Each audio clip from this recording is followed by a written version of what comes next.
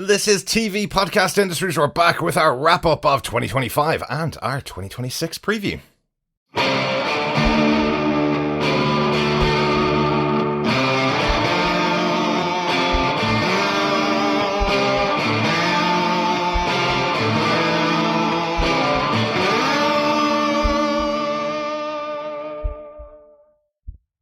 Welcome back, fellow witchers, defenders, industrialists, ringers, boys and girls, alumni, and detectives to our annual recap. This time we're talking about 2025, of course, because that's last year. And we're also going to talk about 2026 in our preview of all the movies and TV shows that we might talk about in 2026. I'm one of your hosts, Derek. Hello there, fellow industrialists. I am one of your other hosts, John. And rounding out this trio again, I am Chris. Welcome back, Chris, and welcome back, John. I know. Absolutely, thank you. It's nice to have you back, yeah. Thank you for holding down the fort. Yes, we're back. It's a new year. It's 2026. It's good to be alive. It is good to be alive. We've had a bad couple of months. Poor old Chrissy was in hospital with pneumonia, as we mentioned on our previous podcast. Thankfully, he is feeling much better, aren't you, Chris? I know, and my dulcet tones are only going to be more dulcet. Yes, as the pneumonia has ravaged my respiratory system. It just means the eardrums and the auditorial signals that people listen to will not be punished with my renditions of songs for the next few months.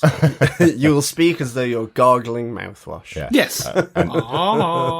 We may hear occasionally heavier breathing. That's probably Chris in the background, right? Yeah, exactly. If you have a heavy breathing cat emoji, get ready to use it a lot. You go.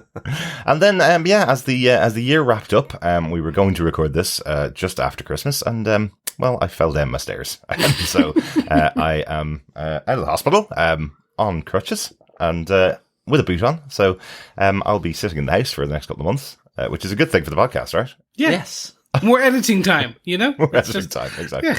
It's not like when people say go out and touch grass, you actually can't. I can't. Unless you go out on crutches and fall over. Yes. And I'll be like Nurse Ratchet looking after him. Thanks, John.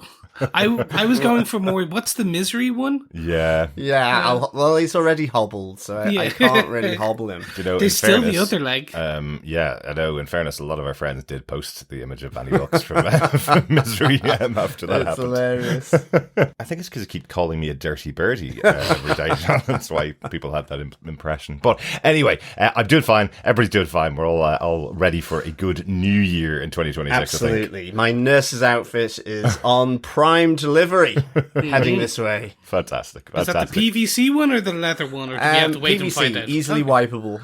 There you go. Always important. But let's talk about some of the good things that happened in 2025, guys. We did a lot of shows and a lot of movies once again. We did have a little bit of change up last year, as Chris, of course, had a lot of other things going on during the year. So myself and John were covering off the podcast for the most part. So we ended off mostly doing one podcast a week, but we still ended up doing about 78 podcasts for the year, which is only down about 10 or so. No, I know the number. I'm actually counting. We're down a little bit of the previous year, but not much. 78 is the number for the year. Yeah. And I will jump in here very quickly and speak on behalf of all our listeners and go, it was great. Thank you. I was a listener myself. I am a listener myself. And you got me through on a lot of great shows. And on top of that, big props to you guys for stepping in and doing those 78, which were planned across 3 people and it was across 2. So a big thank you for filling what can only be described as size 12 shoes. Fantastic. Yes. It was great fun. There were some times when we decided to take our 2-week holiday where things got a little bit messed up. But by the end of the year, we'd pretty much caught up on almost everything. We'll talk about the things we didn't catch up on as we get into the podcast. But let's start it out for the year. And because we have Chris here as well, he can jump in on some of the shows that he didn't talk about or wasn't there for. The way that I split this out, I put it up as a poll on our Facebook group and over on our brand new Discord channel. If you want to join us over in Discord, we now have a Discord channel over there. You can see that in the link in the podcast show notes. Come on over and join us over there. We're building out the community away from Facebook. But I have put a poll up there of all of the shows and movies that we covered, split it into 2, which is between the Marvel stuff and the anything other than Marvel stuff, to have a look at it, because that's really because of the amount of programs and movies that Marvel put out in 2025 that we were interested in covering. They put out a couple of things that we didn't cover as well, but with the stuff that they did put out, that's almost half of the shows that we covered last year, really. So what we covered last year from a Marvel point of view was Captain America, Brave New World. We had the return of Daredevil in Daredevil Born Again Season 1. We had Ironheart, which was the final arrival, spoilers, of Mephisto into the MCU, which has been promised for almost 10 years as well. We had Marvel Zombies, the animated show, spinning out of What If. We had Eyes of Wakanda, an animated show based in the world of Wakanda. We had 2 more movies, we had Thunderbolts and Fantastic Four First Steps. So, of those, Chris, how about yourself? Do you want to start us off? Where would you put your highest rating of all of those shows? What's the one that stands out to you from this year? If I go shows, I'm going to go Daredevil Born Again for last year. Like, that was the one that really stood out to me as a return to adult-themed kind of Marvel, that some of the Netflix Daredevil that we really were known to have back in the day, and in a story that really set up like the next street level phase of the MCU, which was just and it was way more ingrained than we thought it was going to be, and beyond that as well, it sprung from, I don't want to say development hell, but development purgatory for a bit. Kind of. So really just impressed with that. And then across the films, I lean more Thunderbolts than Fantastic Four.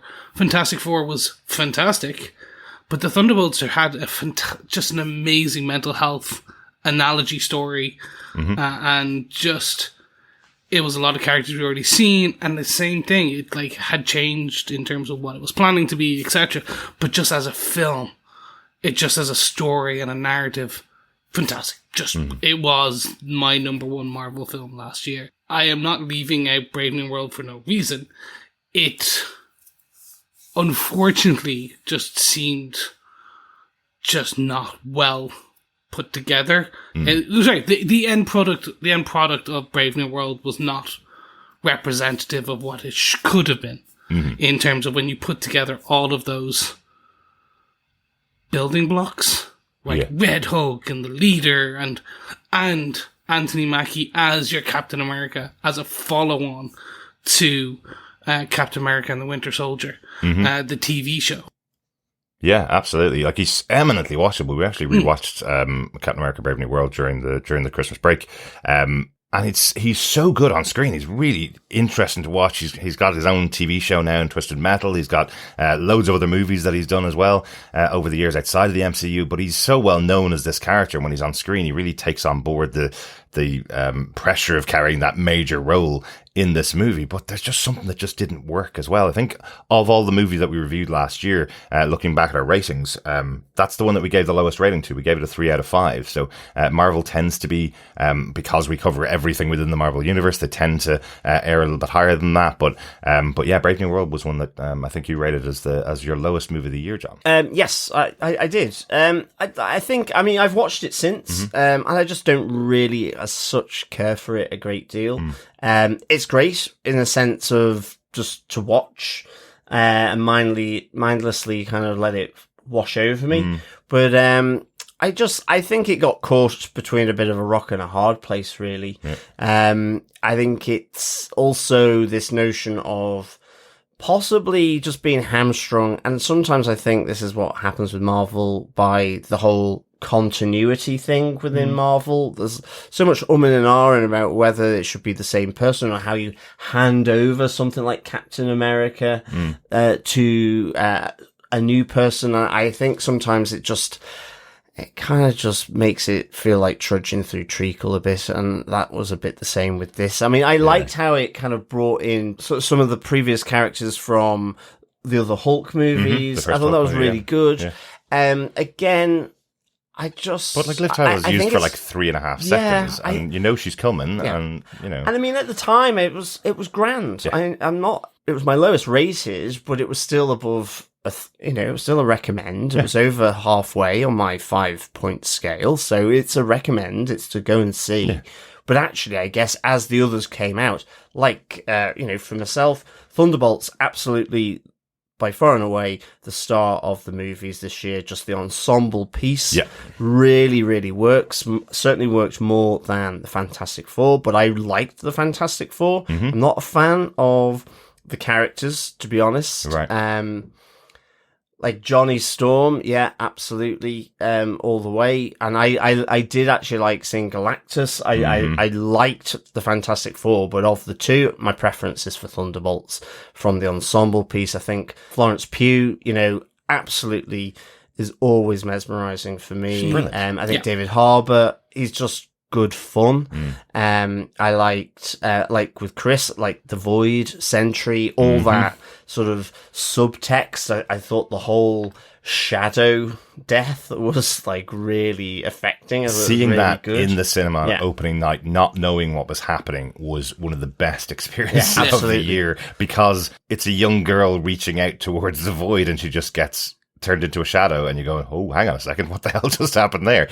Afterwards, when it all comes back and you realize what's actually happened, it's cool. But what a great moment in the cinema on opening night. The whole audience was just in shock at that moment. There's the Countessa as well, which is always good to have in there. So good. I really enjoyed... You still can't get her full name though, can you, John? De Fontaine. I think... De Fontaine's DC, I think...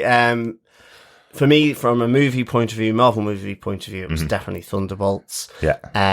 I mean, maybe Bucky was a little underused or could have been used a little better, but other than that, I really enjoyed the movie. I think they wanted to bring Sebastian Stan in there, and it's weird because he was in Brave New World. It was almost like he was an afterthought in both films. They didn't give him presence in either one. No wonder he's gone to DC. Well, apparently, the rumor is that he's playing Harvey Dent in Batman 2, alongside Scarlett Johansson, who's supposed to be playing his wife. So that'll be James Gunn is nabbing them all. Of course he is. The interesting thing, so with that, very quickly as an aside, everyone was like, oh, now he has to like give up being Bucky, they'll wipe Bucky out. I'm like, no, Matt Reeves' universe is not the new DCU. It's not part, as of right now, it is not part of that. Matt Reeves is a separate Elseworld piece. So he can play Harvey Dent in one more film and Two-Face and still play Bucky in the other. Like, it makes sense. Yeah, absolutely. And also, he's a working actor, and he can't really live on 2.5 minutes of screen time every couple of years when they throw him a bone and allow him to appear. Like, the guy has been in most Marvel phases of movies right back to the first Captain America, of course. So he's been around for a long time. So he deserves a role. The one thing I will say, just what you were saying about Captain America Brave New World, John, the one thing I will say about it is, being a Marvel fan who has seen the evolution of the Captain America and Bucky and Falcon storyline, as we are, and as we podcasted about all of those movies and the lead in, and then we watched a TV show which answered the question why Falcon took on the mantle of Captain America and why he believes he is the right person to be Captain America, to it then be kicked back to the start. Yeah, agreed. At the start of Brave New World, where people were questioning why is he Captain America again, it was like, oh, just give it up. Just get on. We have the answer. If anybody wants to answer that question, go watch the TV show. It was a really well quality made television show about that story. We can move on now. He is Captain America. That's it. It's kind of like, get on with it and stop having inner monologue thoughts being put out on script. Absolutely. Like, just get on with the fact that Captain America is previously the Falcon, and he's a black man. Absolutely. Like, I mean, literally get on with it and get over it. Yeah. And we will see that transition, like, and play out on screen again, because you're going to have Captain America and Steve Rogers on screen at the same time. You're going to have Sam Wilson, Captain America, and then just Steve Rogers. Like, they're going to be very blatant. Will they, though? Oh, I don't know. It's really interesting. I think it's because we've just been talking about a movie saying A Brave New World. Marvel is failing to grasp that like moniker of their next phase being A Brave New World, and are just having to fall back on the previous characters. Yes, they were huge. Yes, they were brilliant. I'm not saying I don't want to see them, but my goodness, like... We're jumping all the way into the end of our podcast into 2026, the speculation about Doomsday and what's coming in that. So I'll give you a preview of my thoughts. I am guaranteeing you all of these people that have been announced are in the opening sequence of the Convergence of Worlds, and they're all dead before the opening credits. It will be just like that scene at the start of Infinity War where we had Thor, Loki being killed along with the rest of the Asgardians. That is what's going to happen at the start of Doomsday. Or even all the people announced here, they're all gone except for Robert Downey Jr. Even some of the stuff from Matt Fraction's Secret Wars. Like it is exactly that. Yeah. So I mean, it will also be interesting because there were people who got very agitated at Peggy being killed off in Multiverse of Madness. But anyway, character, yes. Yeah. So, but equally, again, it was another part of the multiverse. So it'd be interesting to see. For my TV, because I didn't mention TV, I'm absolutely with Chris here. I kind of have two, to be honest. I may have three. But because I really enjoyed the TV. Daredevil, absolutely our boy Matt doing his thing. Really great to see him. D'Onofrio back. Couldn't believe Foggy Nelson got snotted. Wasn't expecting that. Like that Karen went off the deep end a bit. Daredevil, excellent. Really enjoyed that. Was so looking forward to it coming back, and I think they really delivered. But I have Frank Castle back there as well. Of course, and Frank Castle, absolutely. But I do have to give a shout out. I didn't actually vote for it on Facebook or on our Discord, because I gave my vote to Ironheart. I had no expectation of this whatsoever. And the only thing I was really excited was that the Red Hood the Hood, I should say, was going to be in it. I just really, really liked how it played out. I really liked how Riri, in a sense, was kind of this mirror image of the Hood, ultimately. I liked that she made questionable choices. Absolutely. It wasn't Iron Man just spelt wrong. It was someone completely different who, yes, idolizes what he did, but wasn't having the one-on-one mentoring all the way through from Tony Stark, was just having to get on with it and had to make dubious and problematic decisions to the point where, as well, the other thing that we've been talking about and joking about and seeing in other shows where he blatantly wasn't, was that Mephisto turned up. So I really, really enjoyed this. I liked the fact that it was another little bit of magic from the Marvel Magic verse here. Certainly having Zelma as well, who from the comics is was a librarian helping Doctor Strange. She's also in Strange Academy. Very cool. So I just thought this was really, really good. As well, I've heard, I think you were mentioning it, Derek, that the Strange Academy is back on the possible slate. So I think this will be still back in development. Really, really exciting if they're able to develop something from that, because I know when I first picked up that comic, I just didn't know if I was going to enjoy it. I know why, John, because the cover of that comic has the son of Dormammu goes to a Strange Academy, and you went, what? Well, I did. Going to be? Is this like Muppet Babies, but set in the Marvel universe or Marvel characters, And it turned out to be, he's a great character, and the story's really, really good fun. It's really, really good. It's really well pitched. So I wish the development of that all the very, very best, because it is something I'd really be interested to see come to fruition. And I think it gives an alternative to sort of this Professor Xavier's school, which I know there's a lot of X-Men fans. It's not that I'm not an X-Men fan, but again, it's one of those where I think it's because we've just watched X-Men Dark Phoenix, which was pretty grim. And I guess it was a bit like with Fantastic Four, where it was like, okay, you're just doing the same thing. So I'm hoping Strange Academy is kind of like the replacement for Professor X's school. Maybe. Like, I think we're definitely going to get that when we get the X-Men in the MCU. I know. I think it will be a great MCU replacement for another University of Witchcraft and Wizardry that I don't really want to watch anymore. So I'd really like to have an MCU version of that in Strange Academy. That would be quite cool. Well, they could certainly, sort of capitalize on that for sure. So Ironheart really, really, really liked. It was great, wasn't it? I want to give a real shout out for the animation this year for Marvel, because they've done so much good animation. Even the Friendly Neighborhood Spider-Man, which we didn't cover on the podcast, that came out last year, a new season coming this year, that ended up being really good fun. And I was watching an episode again today and reminded how good the theme tune was, that the remixed 60s theme tune with the rap over the top of it. Excellent. Yeah. If you haven't heard it, just check out those first couple of minutes. That was really good. The Return of X-Men 97 was really good. But the two big animated shows this year, where we had Marvel Zombies, which was the 4-episode tale spinning out of What If. Absolutely loved that story in the end. I remember being quite disappointed by the Marvel Zombies story they told in the original What If series.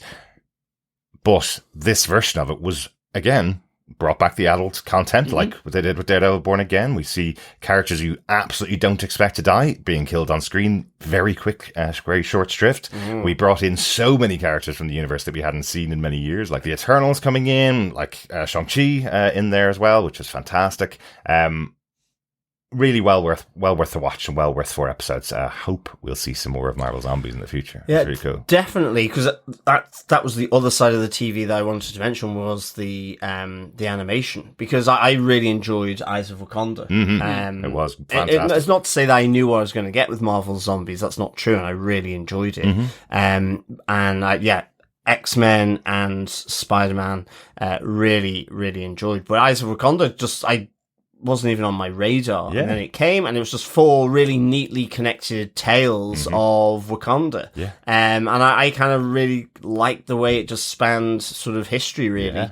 And who doesn't like a BBC? A big black cat? Yeah, exactly. It was really good. There are rumors that that's the most expensive animated Marvel project that's ever been. The 4-episode series for Eyes of Wakanda. The studio that was producing it did it to such a high standard that the cost of production for those episodes alone was higher than any of the other shows out there. Excellent. So that's why it will not be returning for a second season. I was going to say, and that's why we're not getting any more. Even though exactly. That's my honourable mention from a Marvel perspective. It was like John, I did not know what I was getting outside of Mark Bernardin was one of the writers and was connected to it. So I was like, it's going to be good, because usually things he attaches himself to are. So I was like, oh, this is going to be fun. When I got into it, and by the end of it, I was like, I would like more. I know we won't get it, but now I'm like, a bit more explanation. But yeah, no, definitely a good one. Derek, did you have anything else you wanted, from a live action perspective, you wanted to give its flowers? Not really. You guys have covered it all. The Return of Daredevil. After so many years away, we started out our Marvel side of our podcast with Daredevil. That was the first thing we covered here on the podcast. So very special to us. We absolutely love those characters in Daredevil, and knowing we've got so much more coming up in the future, it's fantastic. Chris, you mentioned the retooling of it. Really evident at times. Really noticeable when they ended a storyline that was clearly the vision of the original creators of Born Again, and started up a brand new storyline for the last couple of episodes, setting up the next season, which is really exciting. But I wish they'd given a little bit more of a breath in there. But it was so exciting to have those characters back and see so many of our former characters from the Netflix Defenders universe on screen again, and knowing that so many more of them are coming back this year, just in a couple of months' time, is really exciting, which we will talk about later. But the only other thing that I'd mention, I really did enjoy Fantastic Four First Steps. I thought it was the joyful cinema experience that I really wanted in 2025. I came out of it with a big smile on my face. Which is exactly what I wanted from it. While we've been saying it's not the best of the movies, Thunderbolts is definitely the best of the 3 movies that were released. That's the one I came out with the big smile, going, wow, that was really good fun. I loved a movie where everybody gets together. Yes, in this world, outside of the doors, on the news, that tells you that doesn't happen very often. But I love that we have a movie where the whole world gets together to defeat the villain. That was a really nice, uplifting thing to watch. It paired really well with Superman, James Gunn's Superman. At the same time, 2 films that both came out with that kind of jovial heart. Both came to screen with heart. I think that's a good way of putting it. Absolutely. And I'm the same. I came out of both those films kind of elated and joyful and happy, and then took out my phone and looked at the news, and then it was gone. But it was fine. I'm able to now watch some streaming. Replay movie. Yeah, exactly.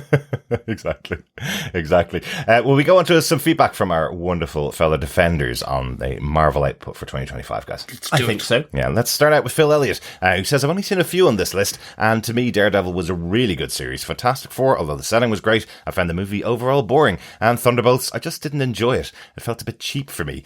The rest I haven't seen, but looking forward to getting into Marvel Zombies, as I loved the What If episode.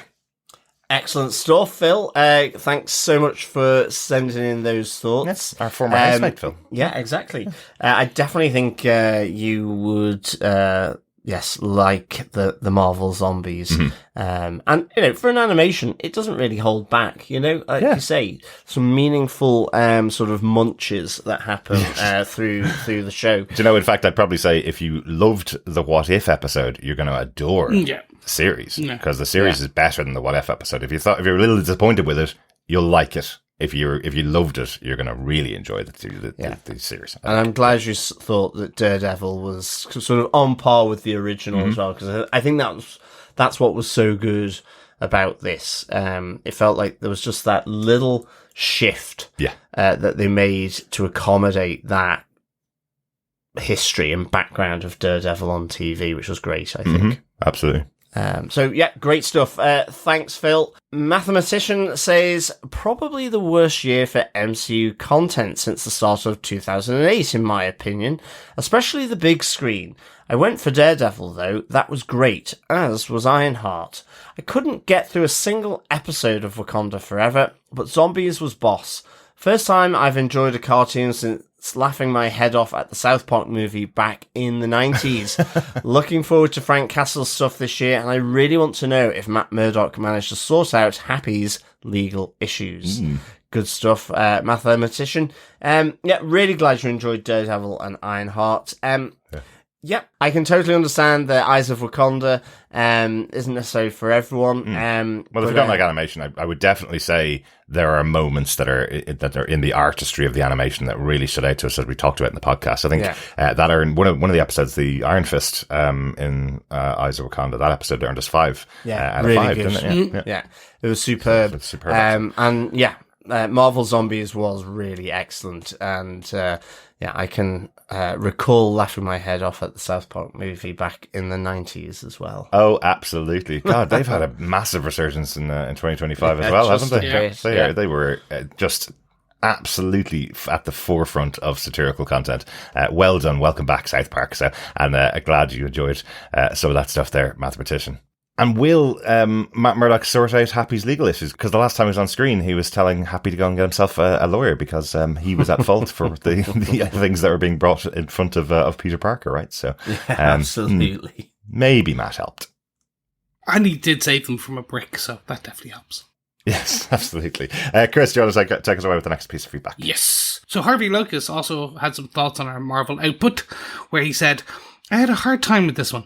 Thunderbolts was a surprise 8 out of 10 for me.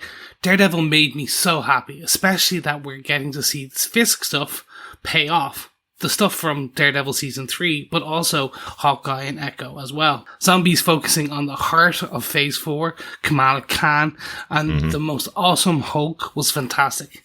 In the end, though, I have to give my vote to Eyes of Wakanda. Having spotted the artifact in the first episode, I was initially expecting it to be an Easter egg. As the next episode progressed and we were following the other pieces, I got more excited for the possibility of what was to come. But I had no idea it was going to be so superb. I love a good time travel story, and this one, it elevated the Black Panther movie for me. I will be watching it many times, especially since it's an easy 4 episodes. Thanks, Harvey. Yes, the Easter eggs, or what you think is Easter eggs from the artifacts and the things they are chasing. In the beginning of that story, it really is like, ooh, I think I know what that is. And then that story at the end of it and how it comes together was just fantastic. Yeah, great stuff, Harvey, on the that moment, the artifact from the first episode, carrying all the way through the episodes of Eyes of Wakanda. It's only 4 episodes. only half an hour each, Yep. and well worth a watch. As I say, for me, the big highlight was having a new Iron Fist on screen after not having Iron Fist around since the live action show. So yeah, that was awesome. Cool to see that. Yeah. Really good to hear. You enjoyed the Daredevil as well. So that again, I think it was just one of those things that was just so good to have it finally come to the screen and pay off on loads of different stuff. Yeah. So yeah, good stuff. Thanks so much, Harvey. Oh, absolutely. Sorry. And one other thing you mentioned there, Kamal Khan being the heart of the MCU. I just rewatched Miss Marvel for reasons recently, and she is so fantastic. She really has such a presence. I can't wait to see her back in the Avengers movie coming up next year, or this year. Excited to see the character back again because she's so good on screen, and she was great in the Marvels as well. So, yeah. Great stuff. Over on our Discord channel, Philip A. Girl says about Marvel, Thunderbolts had real heart. It was able to make the most of Florence Pugh's charisma, using her performance to draw us in and make us care about minor supporting characters who were largely forgotten from earlier projects. That's absolutely true. Yeah. There's some characters there that had only appeared in some of the TV shows. There's some characters that were just memes on the internet to a lot of viewers. So having it all centre around someone as cool as Florence Pugh, playing the role so perfectly from the beginning to the end, she did feel like that real leader character. So yeah, fantastic. Really enjoyed her performance there. Yeah, definitely. She was brilliant. Yeah. And the way she plays off David Harbour is fantastic too. Yeah, really good. Especially since a lot of people do meme the Black Widow film, like that relationship still being such a central part of later MCU is I'm happy with. Excellent. Thanks, Philip. So on the other side of the house, the other shows that we covered in 2025 outside of Marvel, of course, we returned to the Boys Universe with Gen V Season 2, Invincible Season 3, a cracking animated series, the third season of that. We had the second season of The Last of Us, a big divisive moment brought to screen in such a fascinating and fantastic way in Season 2. We had the fourth season of The Witcher, a recast Witcher in the penultimate season of The Witcher. Yeah, he still had the grunts. We were speculating that they may have just used the sound bites from Henry Cavill's Geralt of Rivia and just put them over the top because they were so sound alike. But we also covered a first season of Star Wars Skeleton Crew. It was our first show out of the gates last year. And the other first season we covered was Alien Earth, spinning out of the Alien universe, which was very cool. And the final show that we covered was the final season of The Sandman Season 2, an epic show on Netflix, closing out a 2-season tale, which should have gone on for many, many more years. What are your picks out of those, Chris? I was not on the podcast, but I will say Alien Earth was some of the best TV in 2025. An adaptation by Noah Hawley, who just, like, if you know his stuff, you like his stuff. Legion, amazing. Alien Earth, amazing. Like, I can go on, but I don't need it because it's just all great. And I think it's a perfect introduction for the follow-up of where they're going with this new Alien. It's not the new Alien piece, but it's it's the original, same universe, same storyline, but it's just a different takes and different views on it, especially since Romulus has come out. Let's call it a resurgence. The new resurgence of the Alien.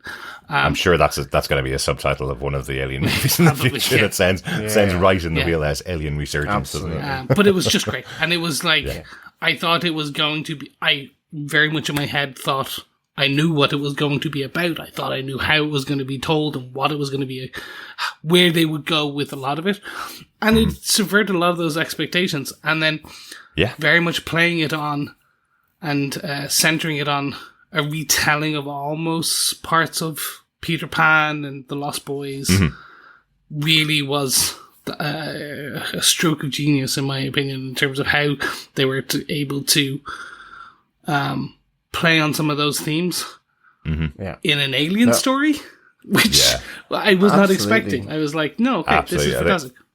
I think there was a great moment when Noah Hawley was being interviewed on the official podcast for it, where he was saying that if you've ever sat down and read Peter Pan, you realize how sinister it is, and mostly it's to do with the 1800s writing. You know, that's the kind of style of writing that would have been around at the time when the book was written. But if you do read that first chapter, it is about someone coming into the house, stealing your kids, and if they grow up or if they challenge him, he kills them, basically, is the undertone of that book.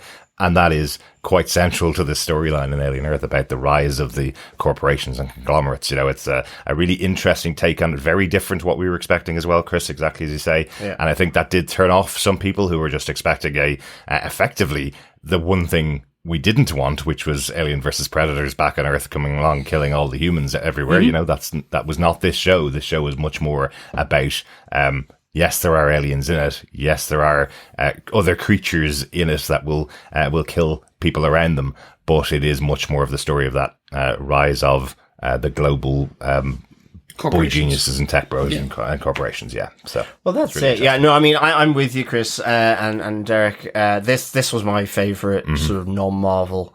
Absolutely thought it was incredible. Yeah. Completely. Did something I wasn't expecting.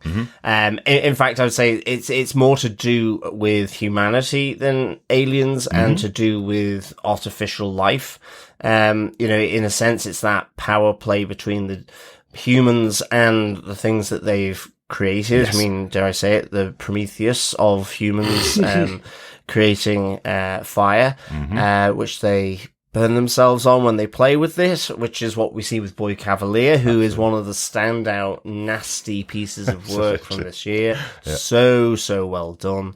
And I mean, you know, to also bring into the lore of Alien, I think if you're going to redo Alien, if having to revisit IP and sequels, prequels, whatever calls that you've got to do now because the studios and TV studios are so risk averse, then do it like this. Do a reimagining of it where it completely circumvents, like, it even being in space. You know, it actually goes the opposite from in space, no one can hear you scream. It's on an island. No one can hear you. No one cares if you scream. No one cares if you scream. Exactly. And I think out of that, what he's done by having his little kind of smorgasbord of other aliens that arrived on Earth as well, is you got Teoculus. We have the alien, was fantastic. Absolutely love that little critter. Yeah. Probably why I rated this show, I think, highest of all of the ones from this season. I love the fact that he, I'm guessing, but it looked like he also sort of took from Half-Life with the thing on the roof, the plant life. I love it where they kind of go, is it flora or is it fauna? I don't know.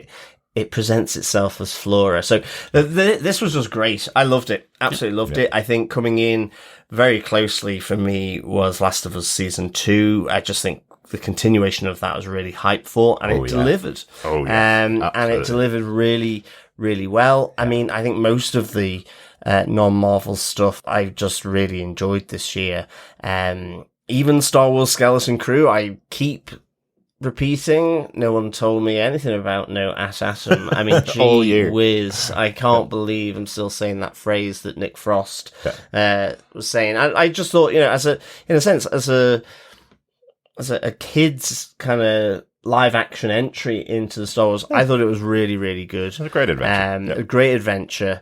I enjoyed that more than I thought I was going to. Do you know, I keep thinking... And the same with Witcher Season 4. I just was pleased to be actually back in the world of The Witcher. I quite like it. Yeah. With all its craziness. It took me a little bit more time to get into the Witcher this season than it had in previous seasons. But yeah, it's not... I don't think Geralt of Rivia is that massive a character that the changeover to Liam Hemsworth has destroyed the show. No. I don't think it's that big a character. If you remember, it's been turned quite successfully into video games where you have the controller in your hand and you're controlling the character. So there's not much there. It's a very basic shell of a character that's there. And the games are better than the books, as I've mentioned many times before. So I thought Season 4 did a good job. by the end of it, I was going, right, we need to get on to season 5 now. You've set everything up you need to set up. And there was some great moments in there. And then having the Rats movie spin-off was a real surprise and a bit of a weird way to do it. They had a spin-off of the characters from the show, which we won't talk about that bit, but you could only watch it if you'd watched the episodes of the show. It only unlocked for you on Netflix if you watched every episode on Netflix, which I thought was really interesting. But I'm glad we watched it, and I'm glad we kind of podcasted on it as well. Me too. Because, it was actually still quite good. I mean, it was a bit weird, as you say, how they did it and how it linked into the overall series. So it potentially has a bit of spoilers about it. Big time. Yeah, you do not watch it unless you've seen The Witcher Season 4, of course. But it was originally intended to be its own show, got canned, and then turned into a movie featuring these characters, one-off film. And Dolph Lundgren. Don't forget Dolph exactly. Lundgren. Yeah. Good old Dolph. And I mean, for me, some of the Witcher spin-offs, whether it's the animation or the Blood Oranges, has always been really good. Still can't say Blood Origin, can you, John? It is, that's what I said, Blood Origin. There you go. I'm going to quickly give Invincible the flowers it and kind of just it deserves in this year or in last year. It came out so early, back in February, March, that I forgot it was last year. And we are waiting for the next one, and we are getting it this year, supposedly. And in March, it's going to be what I can only assume is going to be spectacular. It is one of those shows that I've always thought, there's no way this will continue. There's no way that they will adapt this well. There's no and every year I see more people talk about it. I see it, more people kind of get on board, and I see them actually land like each episode or each overall story arc. So I'm just flabbergasted and so happy, and I'm hoping it's very much like Community, 6 seasons and a movie. I'm hoping Invincible 6 seasons and a movie. Like that's where I'm kind of aiming for in my expectations.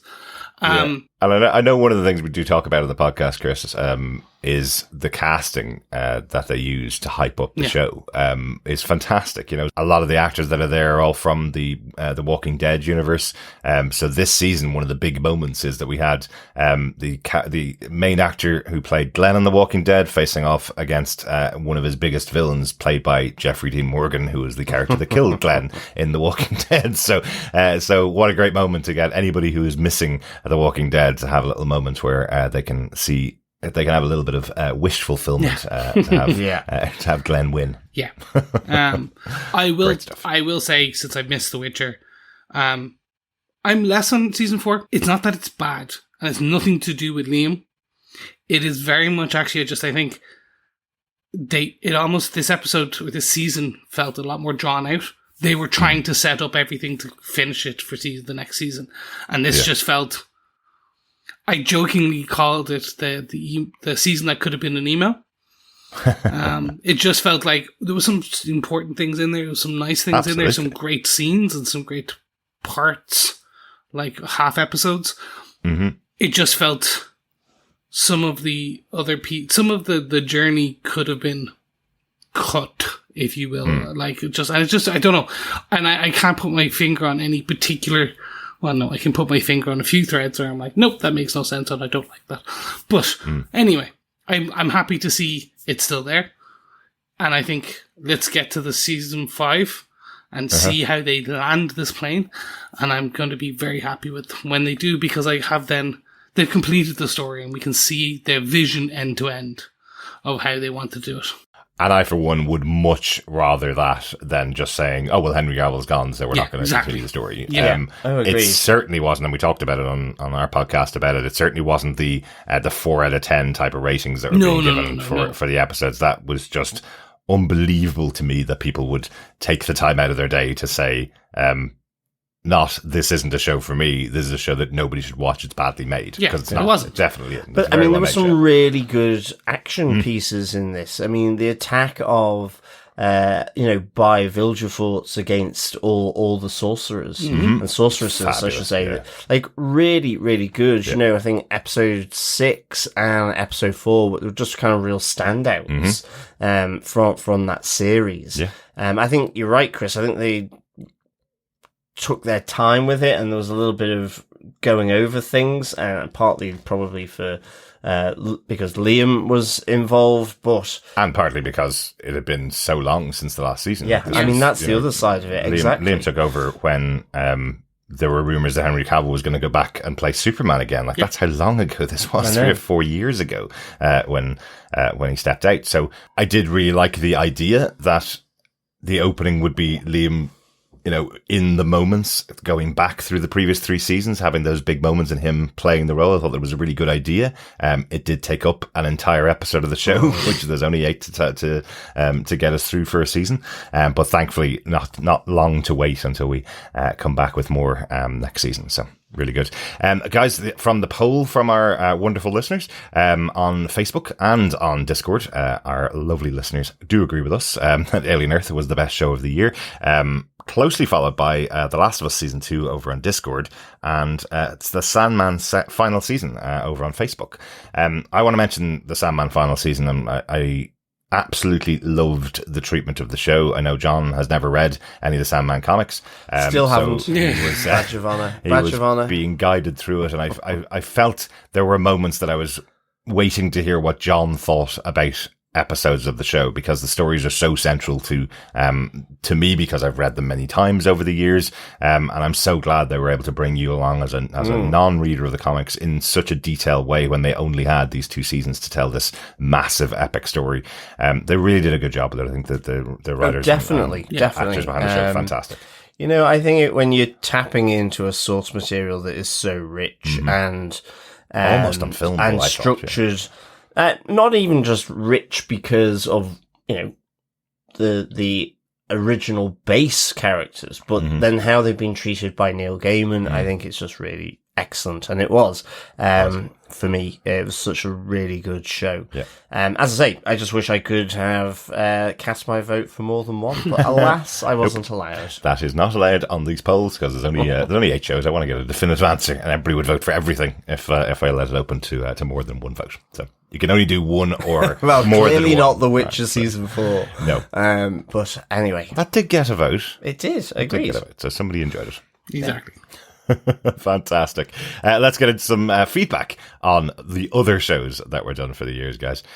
So starting out over with Philippe, who gave us his thoughts on shows for the year that he watched outside of Marvel. He says, The Last of Us and The Last of Us Part 2 are my favourite games of all time, and I've been gaming for years. I've loved the games and the adaptation. The wait between seasons is a bit of a bummer, though, so this cliffhanger won't pay off for a while. I'm confident they'll continue to do a great job, but this time there was no episode like Bill and Frank's this season, but the museum episode was fantastic. Yeah, that was an excellent piece. I think just the way they got into the rocket and sort of just the imagination of blasting off into space, I thought was excellent. Like from the game, that is such an emotional moment in the second game, and we were waiting for how it would be done on screen. That it's such a great job. They held it for the right time in the season to show it to the audience, so you can really feel the connection between the characters as well. Absolutely excellent.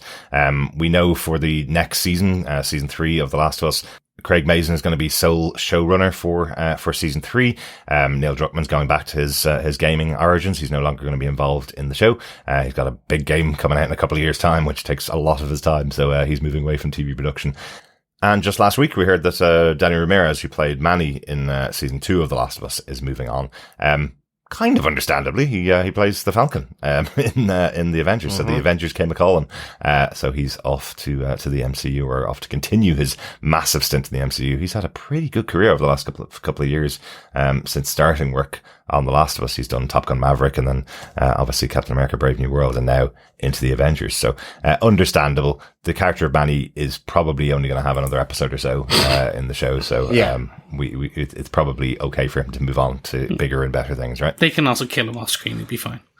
Yeah, absolutely. That's not going to happen. It would be nice if he was still there, but totally understand why he would be moving on. Yeah. I'm not allowed to spoil anything about deaths of future characters, Chris, but he'll be on screen. Great stuff. So yes, other feedback on shows from last year. Joel Sharpton just simply says, so much great TV this year. Yeah, absolutely. Loads of good stuff. So much we didn't get to see as well, which we will come to very briefly as well. So totally with you there, Joel. Yeah, and Brendy Muller says, I wish I could have joined the pub quiz. I was late to the party, but Gen Z was fantastic. The new season of The Boys can't come soon enough. Mm-hmm. Your clever ways of keeping a mature show PG is extremely entertaining. Yes, I do quite like that myself, Brendy. Yeah, great fun. A bit of innuendo is always good. Absolutely, or ectos. Yeah, exactly. It's always good fun, but the only thing I actually still find challenging is finding quotes from the show. We have a quote at the top of every single podcast, and every week for Gen V, I'm going, is there any parts of these episodes of the Don't Curse in there? We should just do a foul-mouthed, smutty podcast. Honestly, we would, and I think we could probably get it done now, but unfortunately there's now transcription services on every single podcast service that we use, from Apple to Spotify. They all transcribe. Absolutely. And they will literally cut us because we're marked as a but you should see what they podcast. Say when they transcribe what we do say on our PG podcast. It's so blue. They really don't like my accent. Yeah, have a read of the transcripts sometimes. They are hilarious. I wouldn't trust them when you're looking for the pub quiz question or something like that. It certainly shouldn't hold up in a court of law. Let's put it that way. And yes, Gen V was absolutely spectacular. We haven't got a chance to say that much, but that was a great season, especially setting up The Boys this year. Yeah, absolutely. And the farewell to Chase Padermo and incorporating his character throughout the series being such a fundamental part of it. Such an excellent way to use the characters for Gen V. Really enjoyed it. So really happy to see what they got brewing for season 5 of The Boys, the final season. Yeah, absolutely. Thanks, Brendy. Yeah, thanks, Brendy. Thanks, Brendy. We also have some feedback from Coffee and Vodka, who had this to say. Greetings, fellow Old Lang Syne defenders. There's been better, there's been worse, but what else to expect from streaming content made in an age of celebrated dystopianism? From the personally unwatchable, such as The Skeleton Crew, to the middling Brave New World, to the cream of the crop Invincible, and those immaculate 3 episodes of Daredevil Born Again. Mm-hmm. It's been a rickety roller coaster of a ride. I thought Sandman would take the year's best award, but as good as it was, the surprise MVP for me has to have been Alien Earth. I can't wait for season 2. What smoothed out the ride has been your discussions, though Chris has been missed. Glad to hear he's doing better. Thanks, Coffee and Vodka. Thanks for all you do. I have 2 questions. What was your favourite of the year? And has John finally started reading Sandman? Peace and take care, Coffee and Vodka. Well, Coffee and Vodka, the answer to part 1 of that is all our earliest discussions. And the answer to part 2 is no, and I think he's like he said, it's a badge of honour for him. No, it's not. It's not. I would never say that about not reading something. Because he only watches content now. Yeah, absolutely, yes. Happy you've never read that either. Yeah, exactly. Yeah. But I think, I mean, it's just on a very long list, and it's given the size of the books, or the collected hardback ultimate editions that you have, I would probably get crushed under the weight of them if I tried to take them on holiday to read by the pool. It would just be suddenly like it would fall out my hands and would crush my head, and there'd just be this like watermelon explosion. They're so heavy. So, but I've read them all, and my arms aren't that much stronger than you. Yeah, but I've got weak wrists. But I think. Yeah, they're just on an incredibly long list. At the moment, you see, I've got The Devils by Joe Abercrombie that I've got to read. Mm-hmm. I have his new trilogy to read. The rest of the Wheel of Time. Yes, at least the next book in the Wheel of Time. So there is a lot of stuff, but I do think I will get round to them this year. But don't quote me on it. But I think I will. No, I think I will. I think you'll get started. I can point you in the direction of some good ones. I almost had you reading Death, the High Cost of Living before we had podcasted about that final episode of Sandman. I had it laid out, ready to go for you to read. And he put a coffee down on top of it and went, "What is this? A coaster?" Well, we need to get our lectern so we can open it up. Exactly. And today... It's like a Bible reading. Exactly. Sandman, yes, absolutely. Great stuff. Thanks, Coffee and Vodka. Thanks, Coffee and Vodka. We get to some of the shows we missed in 2025, guys, because you mentioned one right there, Chris. One of the shows that we had to sacrifice this year was the Wheel of Time season 3. Just turned out to be a really bad time. Chris was moving house, or has moved house, has moved out of his home during that time, and then we went on holiday, and when we came back, we were waiting for a point, because it's Chris's show, for Chris to come back, and we ended off getting backed up with all the other things that we did. And then quite quickly, sadly, after the show had been released, they announced the cancellation of the Wheel of Time, which is really sad. It is. It's especially, they were doing something different. They were doing something quite unique. And I think the unfortunate thing is, and strangely, I think when you put it down to business exec A and business exec B going, okay, well, we have Lord of the Rings, Rings of Power, a high fantasy show costing X, and we have Wheel of Time, a high fantasy show costing Y, and they just see both as that high fantasy show A and high fantasy show B, and they put costs and some of the things together. I think it was just unfortunate product of what the time we are in terms of cost savings and things like that. I think apparently it was still doing some good numbers, just didn't do the right number of numbers. The cast was spectacular. Rosamund Pike again knocked it out of the park as that. And the I would have liked to have seen some of the later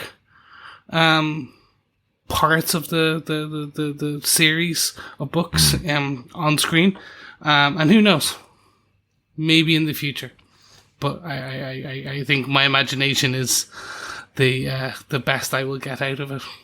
Yeah. Well, with the rise of generative AI, I could just probably do it myself. Yeah, I'm sure that would be amazing, because AI is brilliant. Keep AI out for creative arts. Thanks. But the one thing I will say, but from behind the scenes, the cast were saying that they were noticing a distinct shift in the fandom by the time it got to the third season. The fandom of the people that were just saying it's not the books, we hate it, had kind of either gone away or had been convinced to enjoy what was being delivered for them. But the one thing that they were always saying was a bit of a challenge for them. There's 14 books in the total series, including the Brandon Sanderson taking over, and they hadn't defined exactly where the end point for the show was. And when you have a lot of actors on a show like that who need to work out their timings and when they're going to be free, and you don't have an end point for them, it gets difficult to lock them in for a long-term storyline. So there were questions over how long the show was going to run. And as you mentioned, Chris, yes, of course, something like the Rings of Power being connected to the Lord of Rings, which is a much more recognizable franchise, new movies coming out in the next couple of years. So having those two properties on the platform, if you have to make a decision between the two, Rings of Power is probably where you go. But it did seem to be that the dial was turning towards people watching it. There were more people watching Wheel of Time, but just not enough to say, well, we'll invest in both. Because of course you can support two fantasy shows if there's the numbers there to do it, but they didn't have them, unfortunately. But John, you watched the season as well. I did. I really enjoyed it. In a sense that there's almost a bit of regret they hadn't pulled in some of the future or past elements a bit sooner. I know there'd been little glimpses of it, like at the start of season 2, just very briefly, and then that was it. But I loved how they were exploring the Forsaken more. I thought that was really, really good. And I feel, it's like you say, I mean, I wouldn't know where to start with 18 books. I think, and probably even people who I know who've read them, such as yourself, Chris, but also Nat and so on. It's just yes, there's a drop off, let's just say. Yeah. And I do think, maybe Chris, you didn't say that, but I know Nat sort of, I know he's said, there is a drop off. He's always said, the first 6, I think 7 are the really kind of focused and really good. So and to be honest, I was really enjoying this, but it's difficult to understand where it would finish. But I did watch it and I really enjoyed it. And it is a bit of a regret that we haven't done it. The completionist in me wants to do it. And maybe at some point, if we have downtime at some point, I might, a bit like how we did Penny Dreadful that time. Yeah. Totally finished, but we did it, and we did 3 seasons of it. So. Well, that was based on the fact that there was a new season. Well, that is true. That is true. Who knows? It might get taken up somewhere else. So, certainly, yeah, I think Wheel of Time season 3. Again, we didn't do Andor season 1, but again, Andor season 2, really just great. Wish we had done that. I don't know what this says about me, because I think there's Andor season 2. I didn't think anything of it, but we watched it, Welcome to Derry, which was fantastic. Really challenging, really scary, really sort of disturbing, but absolutely loved it. And then also kind of watching roughly at the same time Heated Rivalry, which was just fantastic, really good. And great gay show. Yeah. Absolutely. So I'd love, speaking of doing a smutty sort of podcast, not that it was smutty, but we could have quite easily done it for Heated Rivalry. I don't know the fuck you're talking about. Exactly.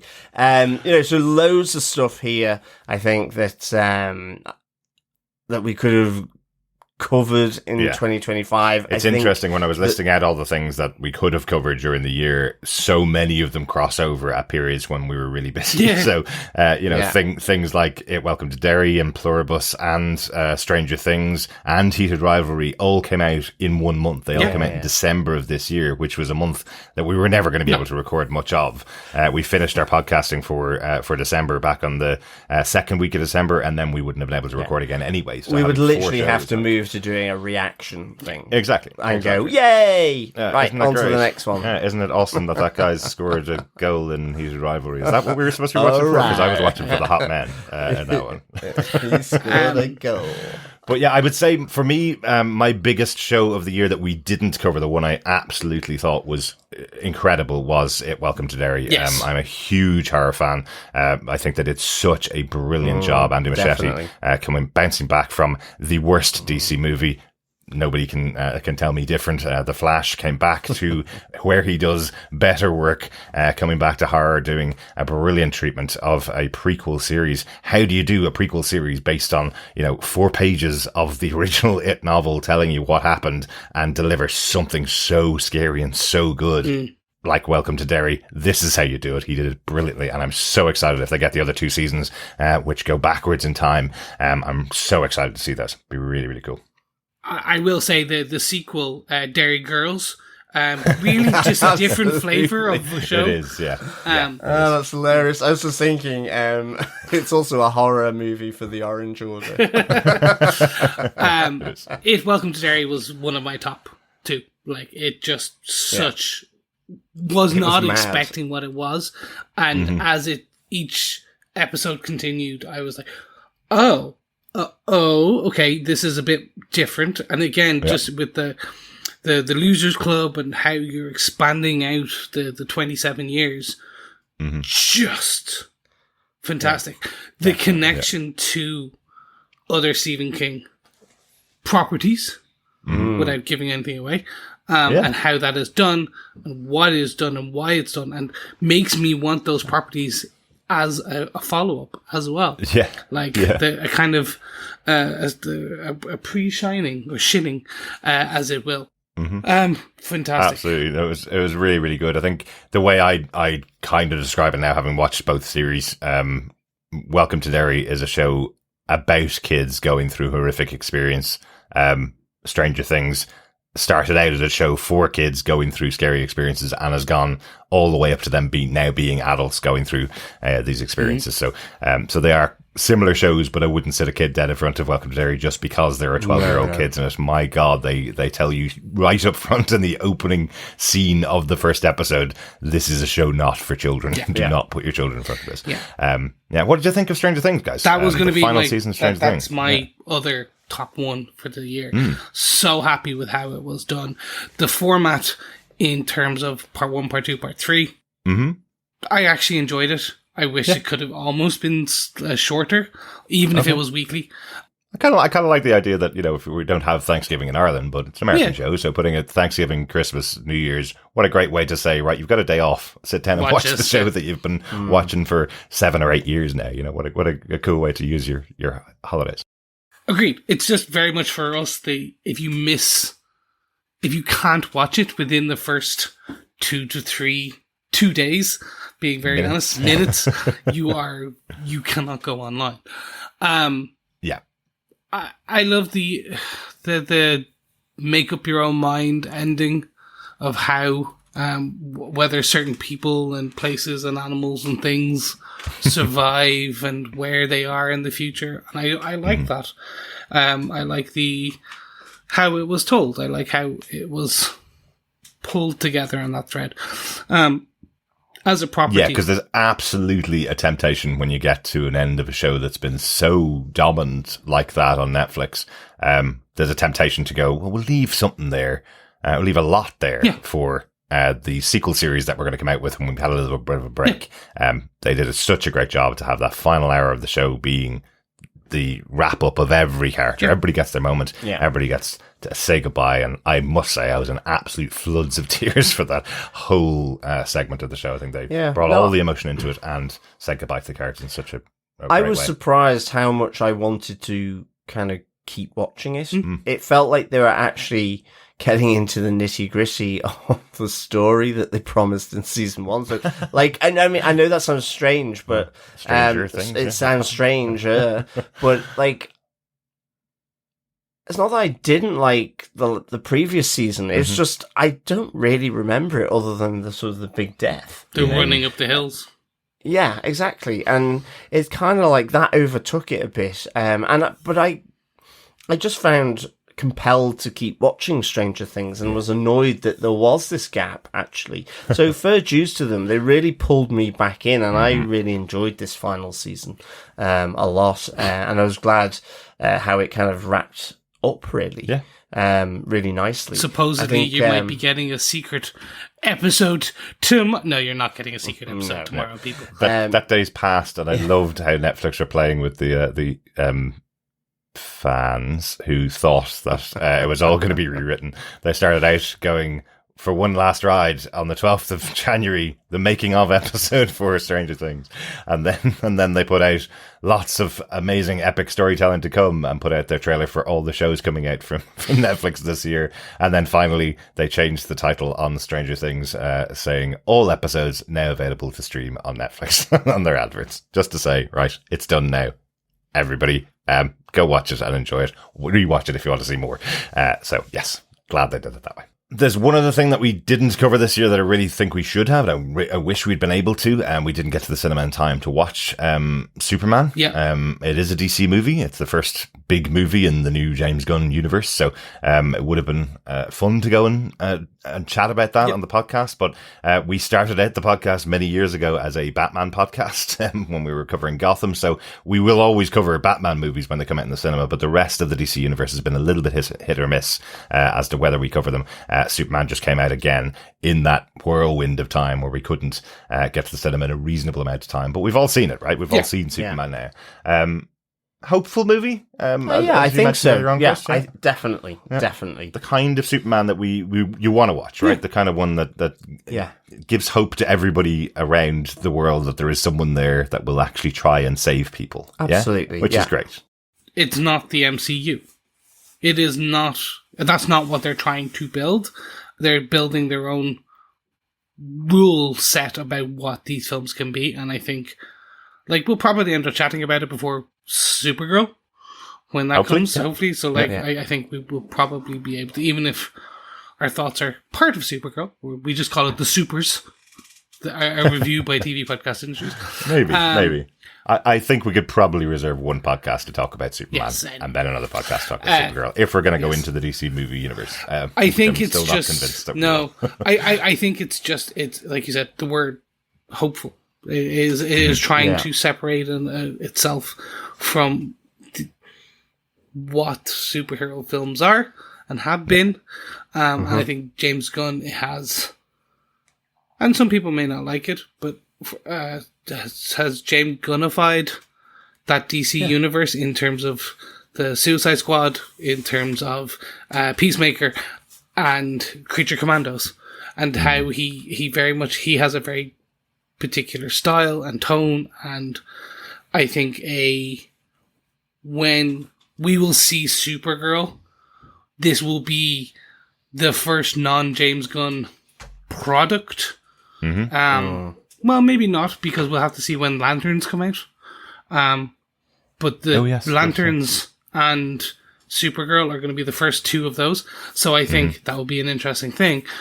But focusing back in, because our conversation was on Superman, I think it was such a back to what the early Christopher Reeves, Richard Donner Superman was. Good casting. It was just David Cornswet is amazing. Really good casting for it. A bit like Henry Cavill as well with Man of Steel. Like I was still to this day, Man of Steel is one of my favorite Superman movies, and I think this for me wasn't necessarily that, but I like James Gunn's sensibilities. I mean, I can't imagine watching Peacemaker made by anyone else other than James Gunn. Guardians of the Galaxy, I think he has this knack of taking properties, making them a little quirky and unique, but imbuing them with huge amounts of heart, soul, and emotion. And I think that's what he's done really with Superman. It's like having Crypto there, Yeah. It's just, I can see James Gunn all over that. Absolutely. So he's pouring his heart into it. Behind the scenes, that's his dog that the image of Crypto is based on. And the dog is very, very cute. So it's very cool. It's really good. Yeah, I would say, similar to yourself, John, I wouldn't have watched Peacemaker if James Gunn wasn't the person behind that. I think he's the only person that could have brought that to screen. It's an okay show. I'd say after a while of people's heads exploding, I was kind of going, at least the boys and Gen V have more of a story than this. But eventually it worked into a good series by the last couple of episodes. I really enjoyed the last few. But I think there are better high violence shows available, and Superman was really good. I'd say it's a 4 out of 5 for me. Not the greatest superhero movie of all time, not the best Superman movie of all time, but a great restart for this universe. Definitely. I think after a few of these movies come out, as you mentioned, Chris, Supergirl coming up this year, which should be good fun. Millie Alcott looks fantastic as Supergirl. Could be really interesting. The one I'm really excited for though is Clayface, the body horror in this universe. That will be really interesting because he's been treated as a bit of a joke for many years over in the Harley Quinn animated show, the Clayface character. I have no idea what you mean. He's great. He's will lend himself to something very interesting though, so I'm intrigued to see what to do with that character, which we'll see later on in 2026. Any other things that we should have talked about last year that we haven't mentioned, guys? I know you mentioned previously, it's just to come back on Pluribus. Not something on my radar at all, and in fact, from the makers, showrunner of Better Call Saul, which I never watched. It's a bit like The Sopranos, never really watched that. Didn't really watch Breaking Bad, Better Call Saul. So I was this wasn't on my radar at all. Just really enjoyed it. I just how can they deal with this concept? So, I would recommend people check it out, see what they think about it. Especially if you don't know the concept, go check it out. Check out that first episode and see if you exactly. Along with it. I think the central character, the actor is just fantastic. Ray Seahorn, she's great. She's so good. So Pluribus, and the other one is, I guess, in a similar vein because it's from same people that wrote the Wire, but that's We Own This City as well, which has John Bernthal in. And we watched that in 2025. Did that come out in 2025? No, I don't think it did. We came to it late. Yeah. So yes, whilst it wasn't, I don't think filmed and released this year, we only watched it this year. Yeah. A bit like with The Wire, to be honest. Yes. And again, another, it's back in the world of The Wire, which I absolutely loved, and I guess it's Marmite, a bit like maybe Breaking Bad. Yeah, or Marmite. Or Marmite. So, again, check that out. I think it's a really interesting look at, again, police and drugs in the US, in particular around Baltimore. Absolutely. But this time with John Bernthal. Really good. God, he's such a good actor. You kind of forget because you see him in the same roles, like in The Walking Dead, or you see him in The Punisher, but his range is incredible when he's in different shows and different genres. Really good. Chris, what about yourself? Anything else you haven't talked about? I was just going to say, because it's Pluribus and it's an Apple streaming property, Silo. Silo Season 2. Right. It is one of those hidden gems that a lot of people, I think because it's an Apple streaming series, just kind of flies under the radar as this just pocket of the universe that a lot of people don't, unless you have Apple streaming, just don't get to unless it becomes to the likes of Sky or one of the other kind of terrestrial TVs for the Europe. So I think Silo, if you haven't watched it and you've picked up Apple for Pluribus, make sure you check out Silo. I believe the rest of some other episodes are coming out this year for Silo. And it's going to be a good one. And it's one of those, it's Rebecca Ferguson. So if you like Rebecca Ferguson, it's one to watch. Yeah, definitely. I think Pluribus was the reason that we subscribed to Apple. We haven't subscribed to Apple ever before. Well, the other one that I as well on Apple for me, I've only seen the first episode, and it is very high sci-fi, but I love that. It's Foundation. Oh, so God, yeah. Not Philip K. Dick, which has another show coming out this year, but Isaac Asimov does Foundation, yes, based on his exactly. Books. So, I loved the first episode of that. It just was so like epic. Yep. So really interested to get back into seeing some of that as well. You need something to replace your Expanse from Prime Video. God. Well, that's the game that's coming out this year, supposedly, but I don't believe that will. John played the Telltale game. Yeah, played the Telltale, which was good. Yeah. Excellent.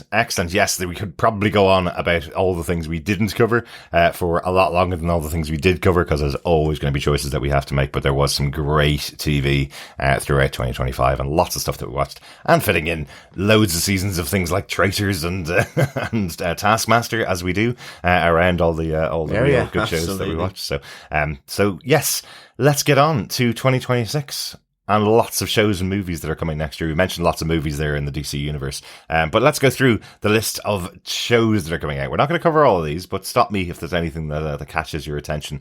First up, coming next week, is A Night of the Seven Kingdoms, another spin-off in the Game of Thrones universe, based on a book that was finished this time, as opposed to Game of Thrones, which still actually hasn't been finished in book form. But Night of the Seven Kingdoms is a different tale. It's about a knight who tries to work his way into the Targaryen family to become a knight for them. So it's a very small story about this character in this massive universe. It's not about the big battle for the thrones. It's about literally the day-to-day fight within the world, which I think is going to be interesting. Yeah, so it's a small story. Yeah, small story in the universe that they're going to turn into 8 seasons and expand out, and you're just this. I will just quickly jump in. I enjoyed Game of Thrones, House of Dragons. I tried to get in, and it's one of those. They haven't yet pulled me back in and made me go, right, this is something I'm interested, or this is a story I'm interested to learn more about. So hopefully this might do it, but it's one of those. It feels like The Rats to me. In that, I'm hoping it's something I was like, ooh, let's find out more, and this is going to be cool. But as of right now, I'm not. It's not something I'm like, ooh, wow. I'd like, tell me more. Do tell me more. Yeah, I know what you mean, but I think for me, it's probably just that it is a bit of the lighter fare. House of Dragon, I absolutely love, but it's very, very deep and very, very dark at times.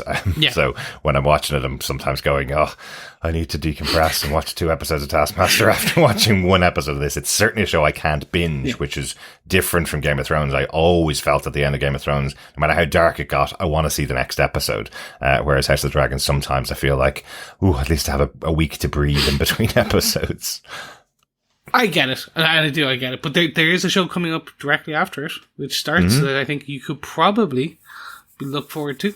Yeah, absolutely. Yeah, next up, actually coming just before it is Star Trek Starfleet Academy, set around the same time as Star Trek Discovery and the re-establishment of the Federation, or the re-establishment of the new version of Star Trek and Starfleet.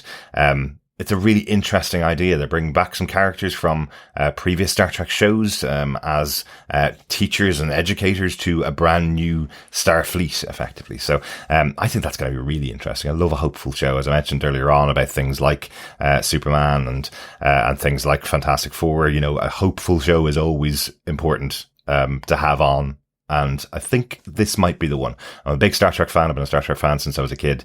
So always going to give a Star Trek show a shot. And this one just looks like it's the type of show that I want to be watching. So that's coming out next week. I'm interested. I'm going to give it a shot. It's not one we're covering, so I think it's going to be one of those for me that I'll kind of watch one and maybe let it build up and then kind of do it the way that I did Discovery. Moving forward into a show that we are covering. That is the one and only Wonder Man. Yes, this is a show that we have very little for. And then they have just slowly been dropping all of these teasers and trailers and just pieces. And I think it's going to be a show that I think a lot of people are not expecting, based on what we've seen so far of it. It's definitely going to be a unique take on the MCU, but it is a Marvel spotlight. It is, yes, just like Werewolf by Night, meaning that it's only going to be this season of the show. It's just going to be that one season, is what we believe it means. And I'm probably going to edit this bit out, but I just do want to say the embargo's on. We're not allowed to say anything about the show. We're not allowed to say even whether we watched it or not. But I'm so excited for people to see it, and I don't know whether it's just going to be spoiled by all the trailers that are coming out, all the interesting twists and all the interesting concepts that are in the show. Are they going to be spoiled because people think it's not being advertised well? Or is the reason they're not advertising it as much is because they're trying to keep those things back for people to watch it? It is a shame it's dropping in one day, as usual. That's the new decision for Marvel for anything with a black lead in the show. They drop it in one day. And this is suffering from it as well. There's not going to be much talk about it. It'll be released and people will enjoy it or people won't, and that's kind of it. It'll be gone and forgotten, which is unfortunate because it is something that is really exciting. Having a character actor like Yahoo Abdul-Mateen II in there with Sir Ben Kingsley playing off each other is a really exciting moment for Marvel to have two character actors like that going up against each other for 5 episodes. That's awesome. 6 episodes, actually, isn't it? So that's awesome. But I wish more eyes were going to be on, and I wish it could find its audience. And I don't think it's going to be allowed to find its audience. Yeah, I mean, I'm really looking forward to Wonder Man. I have to say, I do like. I've always enjoyed and had a soft spot for Trevor Slattery. Well, Trev. In the MCU, and so I'm really excited to see how this plays out. Definitely. If I'm a betting man, I think poorly, and I think it will be a bit of a cult following. I think it will be people like ourselves who cover it, who then our listeners then tell more people about it, tell more people about it, tell more people, and it will be one of those. It will be very much like Werewolf by Night. I think that's the unfortunate thing about it. Very much also like Echo, where Echo had important pieces of information regarding and had ramifications when it came to Wilson Fisk. My guts, based on who we know these characters to be, will have important ramifications later on in the MCU. But yeah, it's a shame. Yeah, but we are so excited to talk about it. Coming up on January 27th, that's our next show that we're going to be covering. So really excited. We will be talking about it episode by episode on the podcast, of course, because it is a Marvel show and we're looking forward to chatting about it. A couple of big ones coming up this year as well. One I completely forgot about until I was putting together the list. Blade Runner 2099, TV show spin-off over on Prime Video, following up on Blade Runner 2045, the movie. So intrigued to see what they're going to deliver in a TV show for Blade Runner. Intrigued is the biggest piece, because I've heard so little about it. It's one of these where I'm hoping they are kind of purposely withholding a lot right now until they kind of spin up the marketing machine. When it's like, oh, it's going to be out in X amount of time, and here's your first trailer, and here's all the cast, and here's all the reasons you need to be. Yeah. It's just so little. They just so that's what has me worried. But again, it's going. I think hopefully the marketing machine that is Prime will kick into overdrive and change that. But there is a thing, of course, about going too early as well with your promotion for a show. You know, if you can't watch it straight away and it's on Prime Video, why advertise it months in advance? They might be doing a Q3, Q4. They might plan for later in the year, and that's why we've heard zilch. Where I think a lot of people like myself assumed it was going to be an earlier in the year property, and that might just not be the case anymore. Yeah. And Chris, you mentioned Lanterns earlier on, the other show coming into the DC universe. Yes. Their next TV show, live action TV show. Are we intrigued by this? Yeah, very much so. A buddy cop show featuring Jon Stewart and Hal Jordan, set on Earth, with ramifications in the cosmic universe, and very much a supposedly taking True Detective style elements. Where you have and when I say buddy cop, it is going to be a younger recruit being taught and kind of given his training wheels by a grizzly, dejected, older version of Hal Jordan. It's the premise on paper has everything I'm interested, like serial killers, cops, space police. Like, with basically really cool rings. And kind of jewelry, kind of. So, intrigued. We have seen split seconds, about 20 seconds of the actual product. A couple of stills. That's all. And outside of people who are understandably bigging it up because of who they are and things. Time will tell. But again, there's not even a date on this, which makes me go, there's still no date. But they're saying it's a big thing and it's coming soon. I'm like, cool. Give me the date so we can put it down. Well, remember, there's also weird other things going on. There's another HBO show. There's HBO Netflix stuff going on. So release dates for things are going to be very dodgy until they're coming up. So we know it's coming. We know it's coming out. They have released that tiny snippet of them in live action for a quick second in their view towards 2026. So we know it's coming, but we don't know when. I'm sure it will come out. I'm intrigued, especially because the last live action Lanterns thing we saw was Nathan Fillion, of course, in Superman, and then before that was Green Lantern.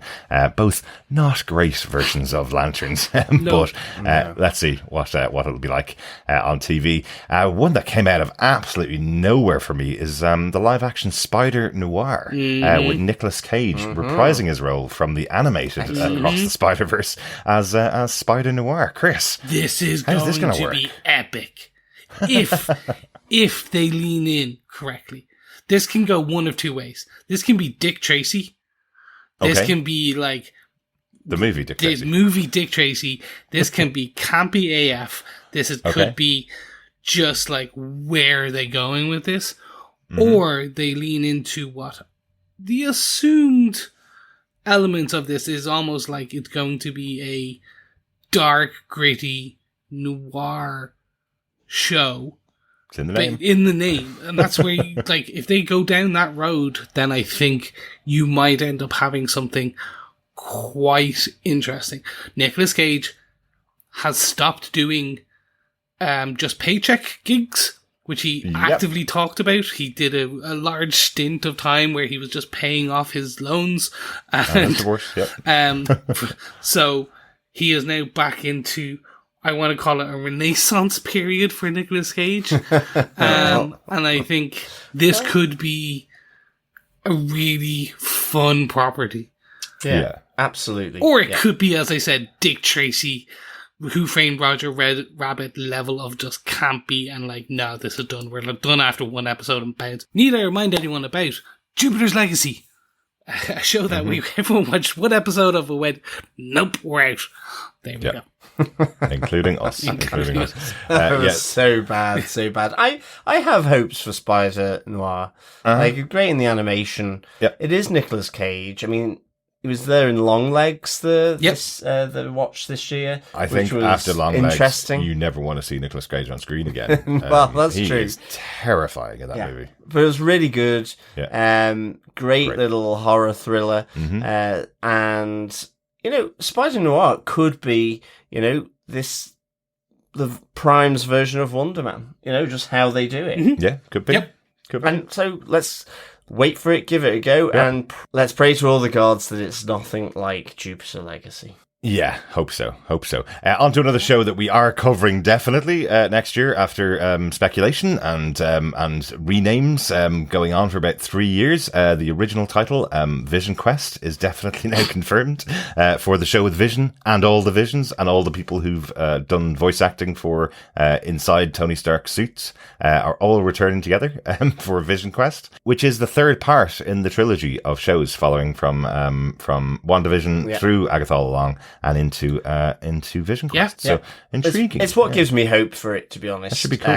That it's in the same vein as WandaVision, Agatha, and now Vision Quest. I still want to keep calling it Laser Quest, but I know that's a different thing. I know not. That's a different thing. Yes, but that is coming up in Disney. That is going to be Plus, that's going to be such a fun podcast between the three of us. I think, like, cool. Just based on the two previous properties, based on where they're going with it, I think it has this huge opportunity of being something just, and again, as being a finale, a bow to that trilogy.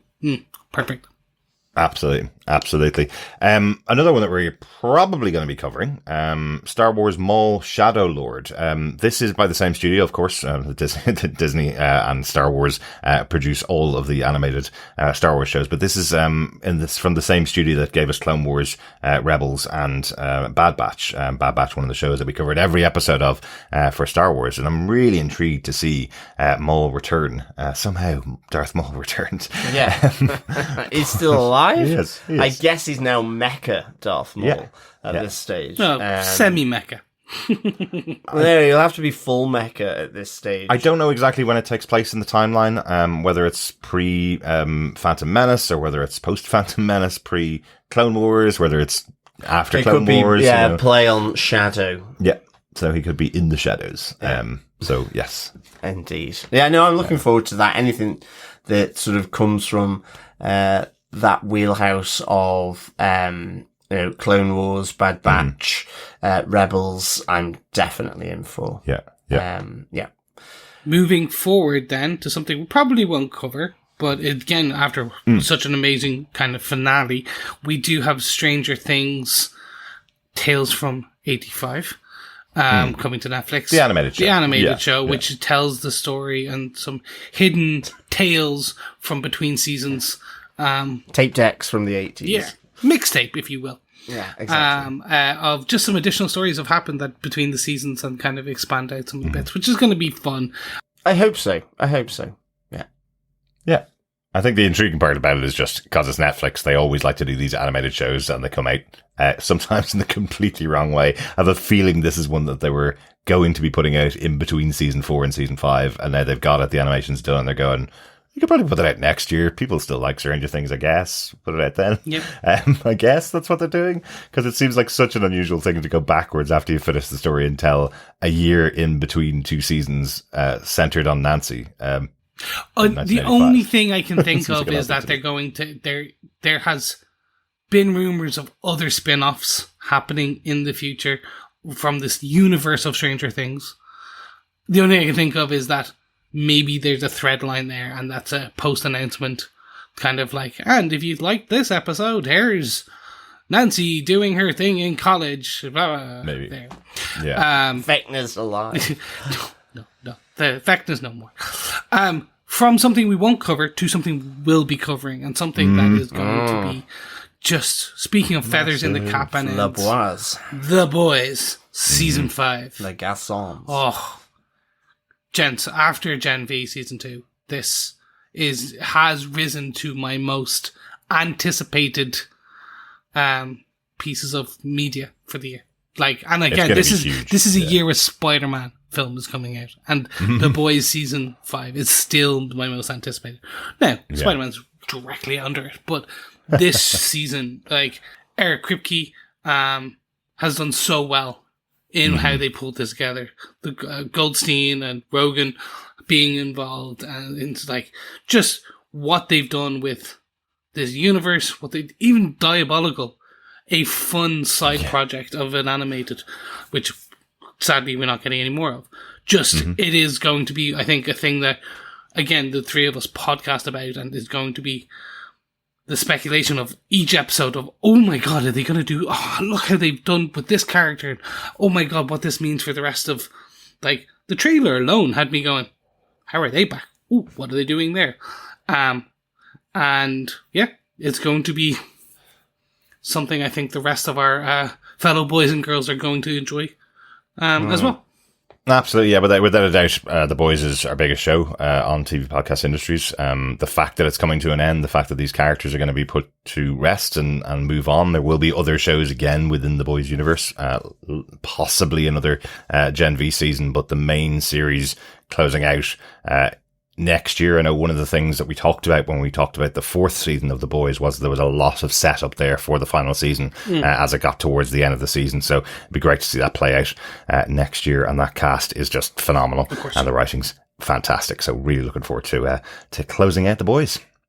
Indeed. We'll also have Daredevil Born Again, 2nd season coming, which will be epic. Absolutely, the return of Jessica Jones, my namesake. Exactly. Yes. Oh, I can't wait to see Kristen Ritter back on screen in the 2nd season. Much more of a focus now as the showrunners took over on season 1, created their vision, and now they're coming in without those pieces of pre-filmed content, I guess is the way they'd probably say it, having to fit that into the 1st season. This time they have their own story to tell, and I'm really intrigued. I know we have already confirmed that there is a 3rd season of Daredevil Born Again, so we'll have more. There's going to be the spin-off in The Punisher having his own show as well, coming out next year, his special.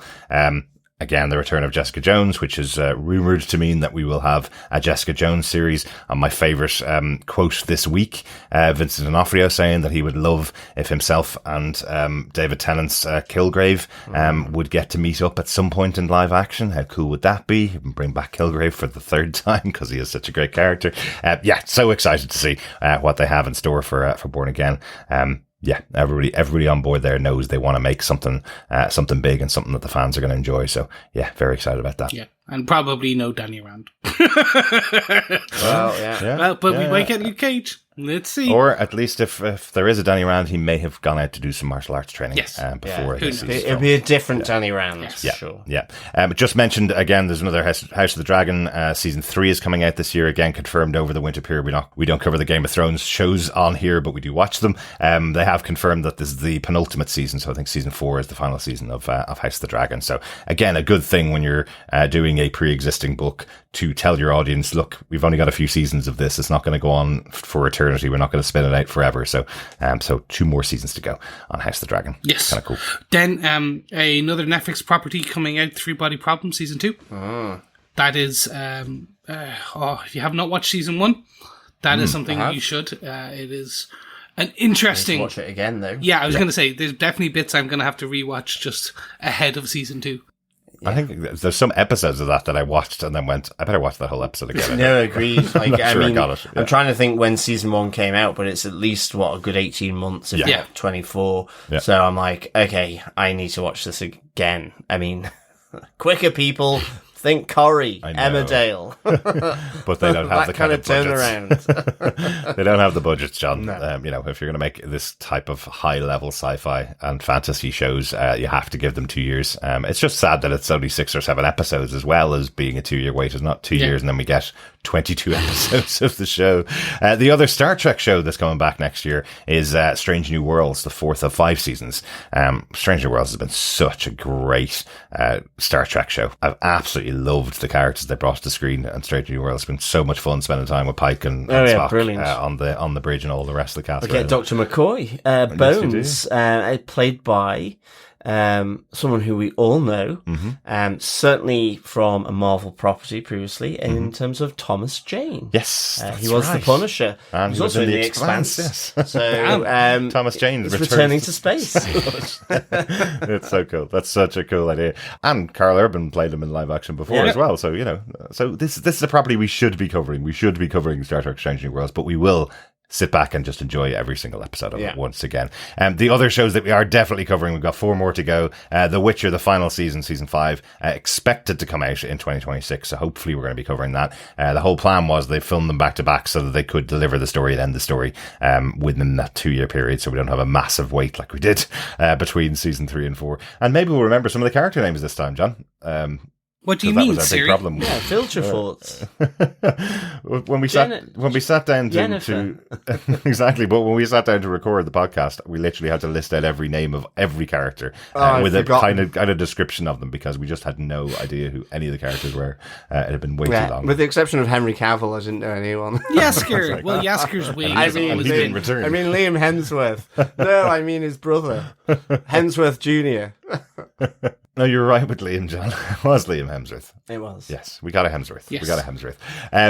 Ahsoka, Star Wars Ahsoka Finally. is returning next year. Yeah, I'm looking forward to this. We get Mandalorian Grogu this in film, moving into Ahsoka, closing out next year with Dave Filoni's epic kind of conclusion of the story that a movie. Is it a movie? Doing a movie, isn't it? I don't know. I've heard that that's changed. Oh, okay. That there are definitely, of course, we've got Mandalorian Grogu that's going to get out in the cinema next summer. We've got Ahsoka season 2. All the filming's done as far as I know for that.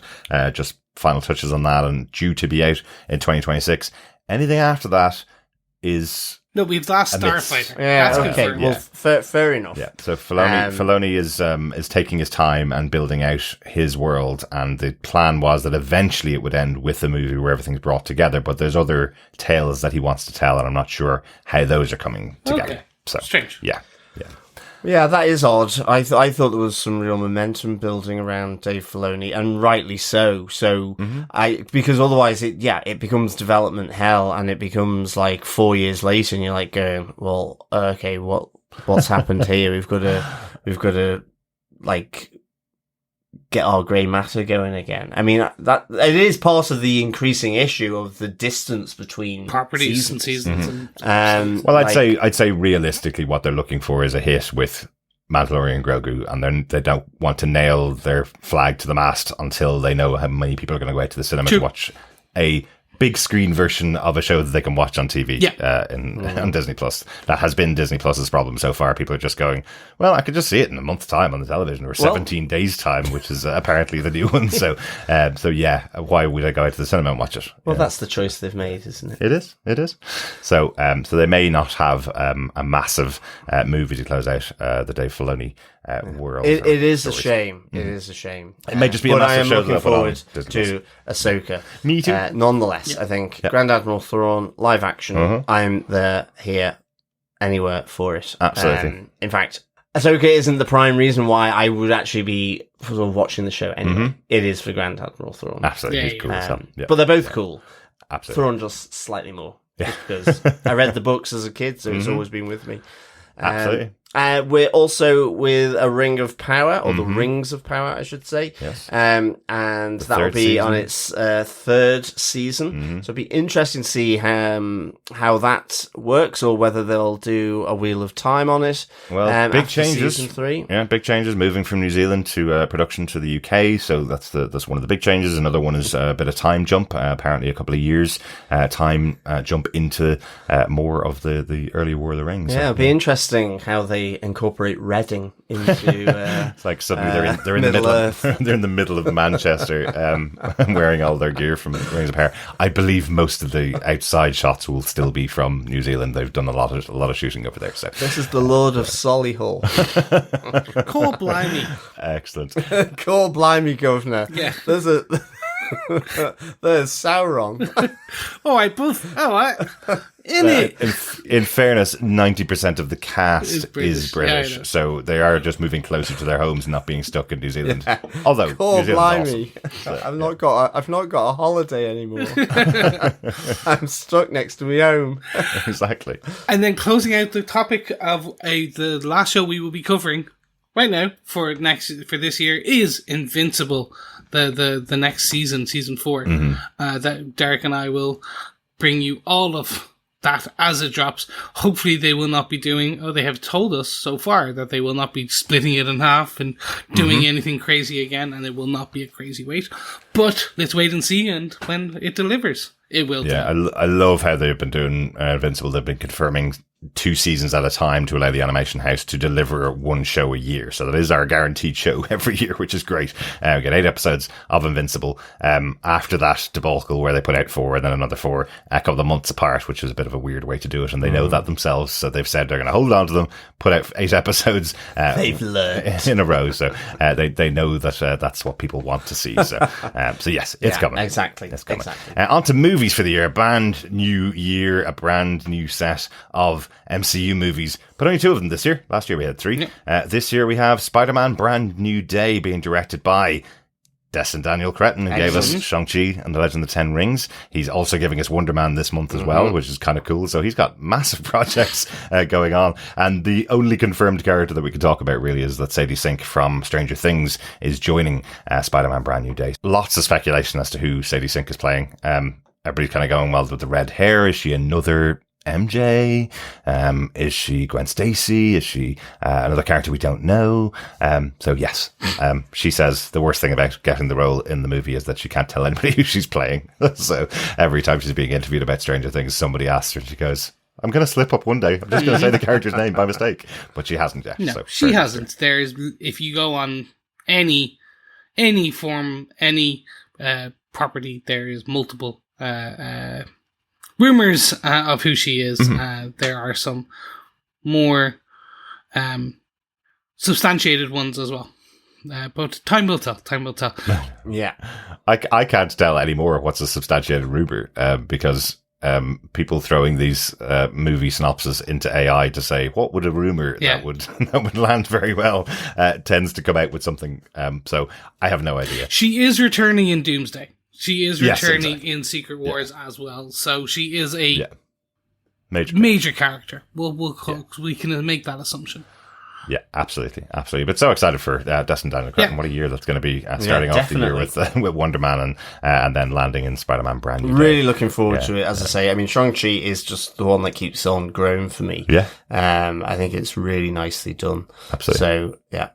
Good really stuff. Really cool. There's 2 Cretin properties to come through. Yeah, absolutely. And then, of course, we mentioned it earlier on, right at the start of the episode, Avengers Doomsday coming this year, the first of the big 2-part Avengers movie confirmed. We have Tony Stark will return in Avengers Doomsday. We have Steve Rogers returning in Avengers Doomsday, and we have Thor returning in Avengers Doomsday, and we have the X-Men exploding in Avengers Doomsday, if you saw the 30-second trailer that was released this week. I love that. I'm looking forward to Doomsday, for sure, and I think of all these little snippets so far, for me, it has been the X-Men one, with, Ian McKellen and Patrick Stewart. I just can't tire of those 2. They just embody, Xavier and Magneto for me. They've had such a weird career as those roles. Like they're going back to the 90s. They played them in the first X-Men movie, or sorry, the early 2000s, wasn't it? They played them in the X-Men. And then even when the roles were recast with other people, they kept coming back in post-credit scenes of the characters. They voiced them a couple of times. And now here they are in Avengers Doomsday in the MCU, back as the characters one last time to explode. I'm exactly pretty much to get crushed on the in the trailer.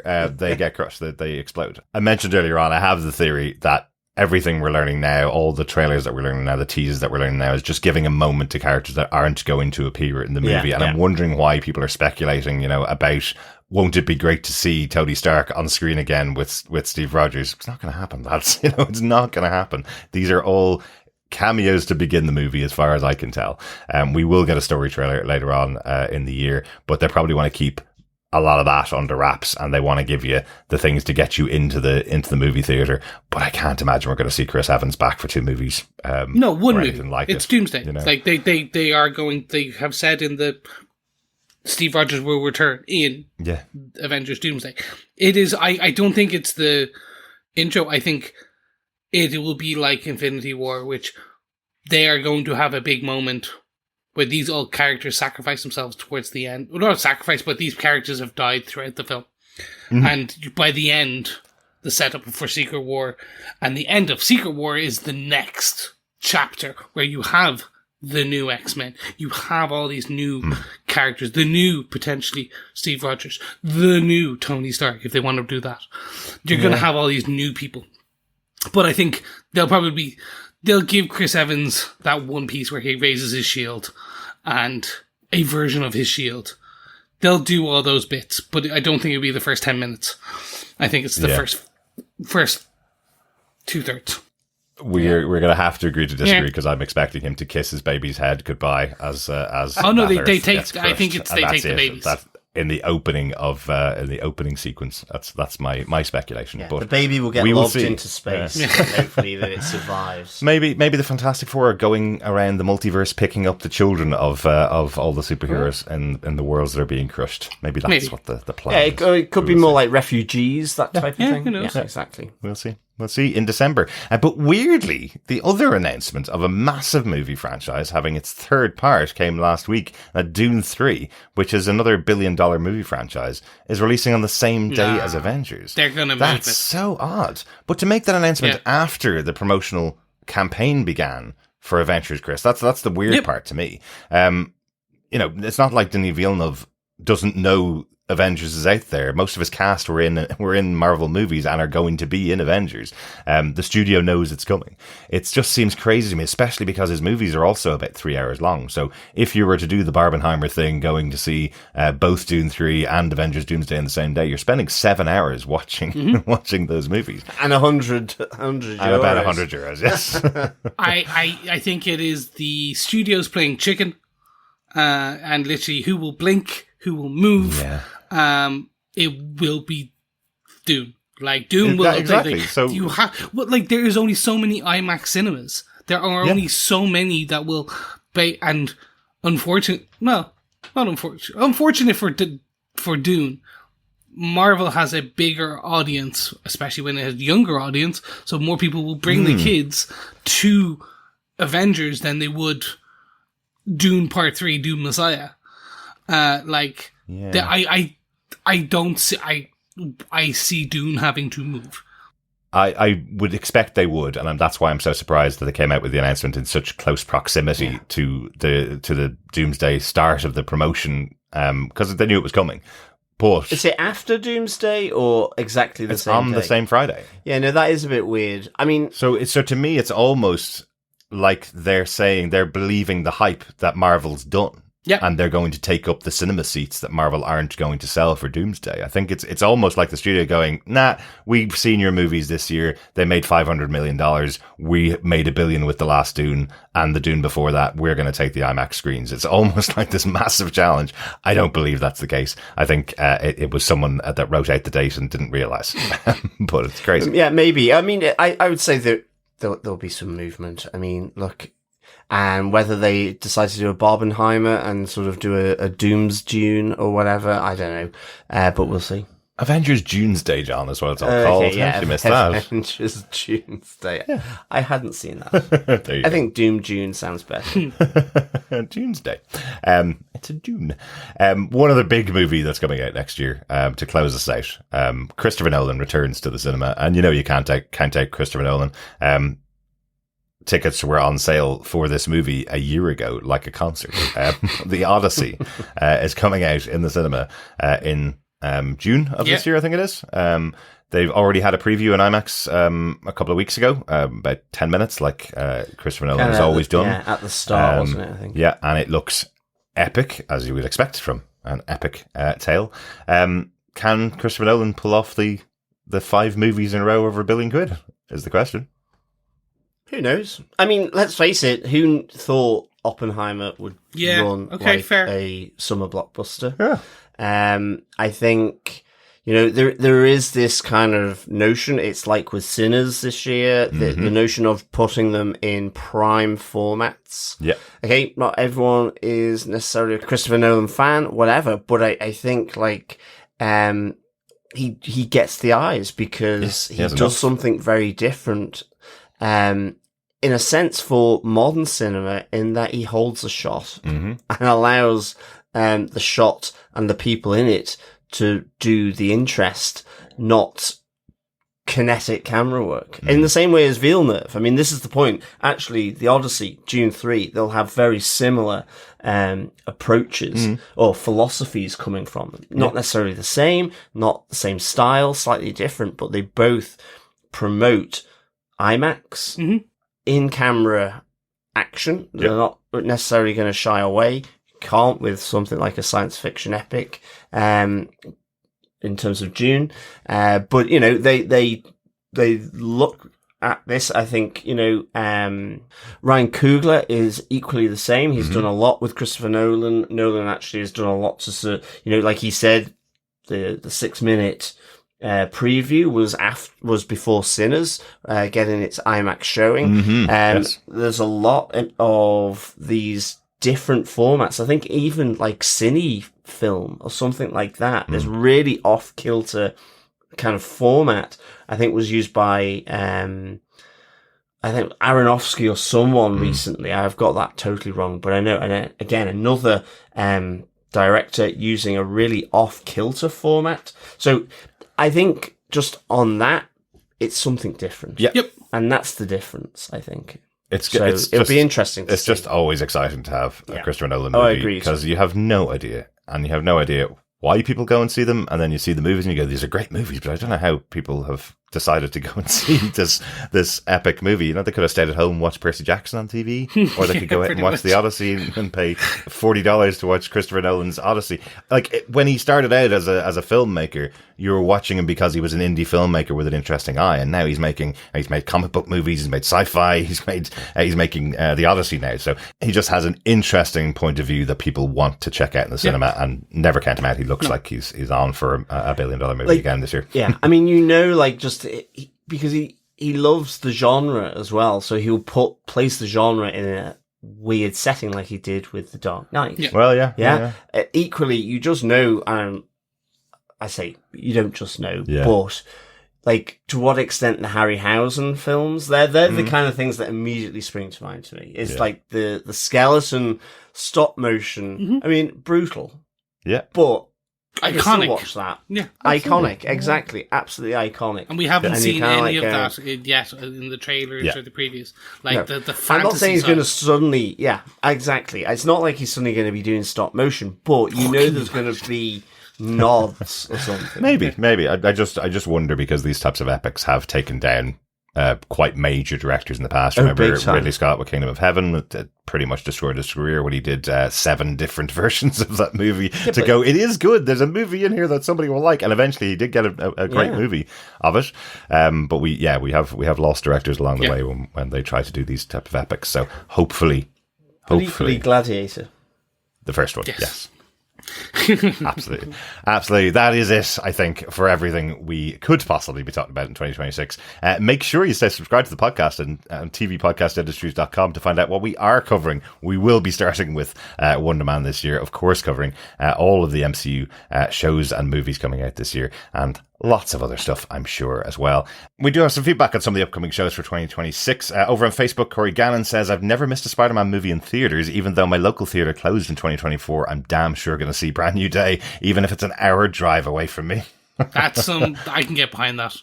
Absolutely. You do that, Chris, wouldn't you? Yeah. Good stuff, Corey. Mathematician says, I was introduced to you guys when I binged all the Defenders series almost a year ago. So Daredevil is up there for me in 2026. The Boys is great. Carl Urban is always a joy to watch. The return of Scourge, please, Mr. Feige. And then it's Spider-Man teaming up with Frank Castle, fingers crossed, leading us into Doomsday. They gave us 5 Avengers big team-ups, including Civil War, in 7 years, and then they subject us to a 7.5-year wait for the next one. That has been one of the big issues with phases 4 and 5, in my opinion. They conditioned us to a couple of years of solo setups, followed by an Avengers movie to end the phase. It worked a treat, but post-Endgame they did away with that formula and went a bit random.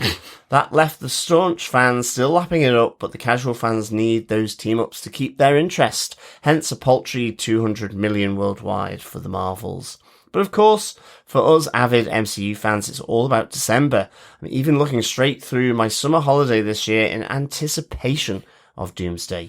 If it is an epic, then I'm putting the blame squarely on the door of Christopher Marcus for not returning with his mate McFeely and the Russos. As a foursome, they are responsible for my favourite 4 movies of all time. Fingers crossed for a belter in our house, though. Doomsday all the way. Excellent stuff, Mathematician. Mm-hmm. Yeah, really looking forward to Doomsday. I think it's just also just the setup for Secret War and all that. It's just, this has really, dare I say it, my juices flowing. Absolutely. Yeah. Absolutely. Like, it is interesting when you think back on phases 4 and 5. I know there was no Avengers movie, but we did have things like Eternals, Thunderbolts, the Marvels. You know, we did have team up movies from different quadrants, like different parts of the MCU, but they just didn't land in the same way, I guess. Thanks so much, Mathematician. Yep, thanks, Mathematician. We also have feedback from Sarah Shaw, who says, I'm excited about Daredevil and Ahsoka. And Parthenia Locklear said, Happy New Year. I haven't been able to watch much lately, but I am looking forward to Daredevil Born Again Season 2. And I just thought about this. Do you think they're going to call it, like, Daredevil Born Again? Daredevil Reborn Again, maybe. How about that one? Okay, that's it. Finally, Russell Hooper says, please cover Ahsoka, Maul, and Daredevil. Well, we will definitely be covering 2 of those. We know we're covering Ahsoka. We know we're covering Daredevil. We hope to cover Maul. How about that? Yeah. Once we know the date, as you can see, lots of stuff coming up in 2026. So we will be making decisions as we go. Anything else you want to say to our wonderful fellow listeners, guys, before we close out the episode? Yes, make sure you head on over to tvpodcastindustries.com, where you can subscribe to each and every one of our channels across each and every one of our podcast places, because we want you to subscribe. We want you to leave a review. We want you to say sweet nothings about us. And just make sure you hit the bell so that you are alerted when every one of our episodes come out throughout the year. It's going to be a good year. It's going to be a lot of content. So make sure you don't miss a beat. Thanks so much for joining us. We'll talk to you again for Wonder Man. Yes. Look forward to chatting all things men, all things wonderful, and all things 2026. Excellent stuff, fellow listeners and defenders and boys and girls, industrialists, you name it. Can't wait to get cracking into 2026 with you all until we get our teeth into Wonder Man. Keep watching, keep listening, and of course, keep defending. Bye. Bye now. Bye.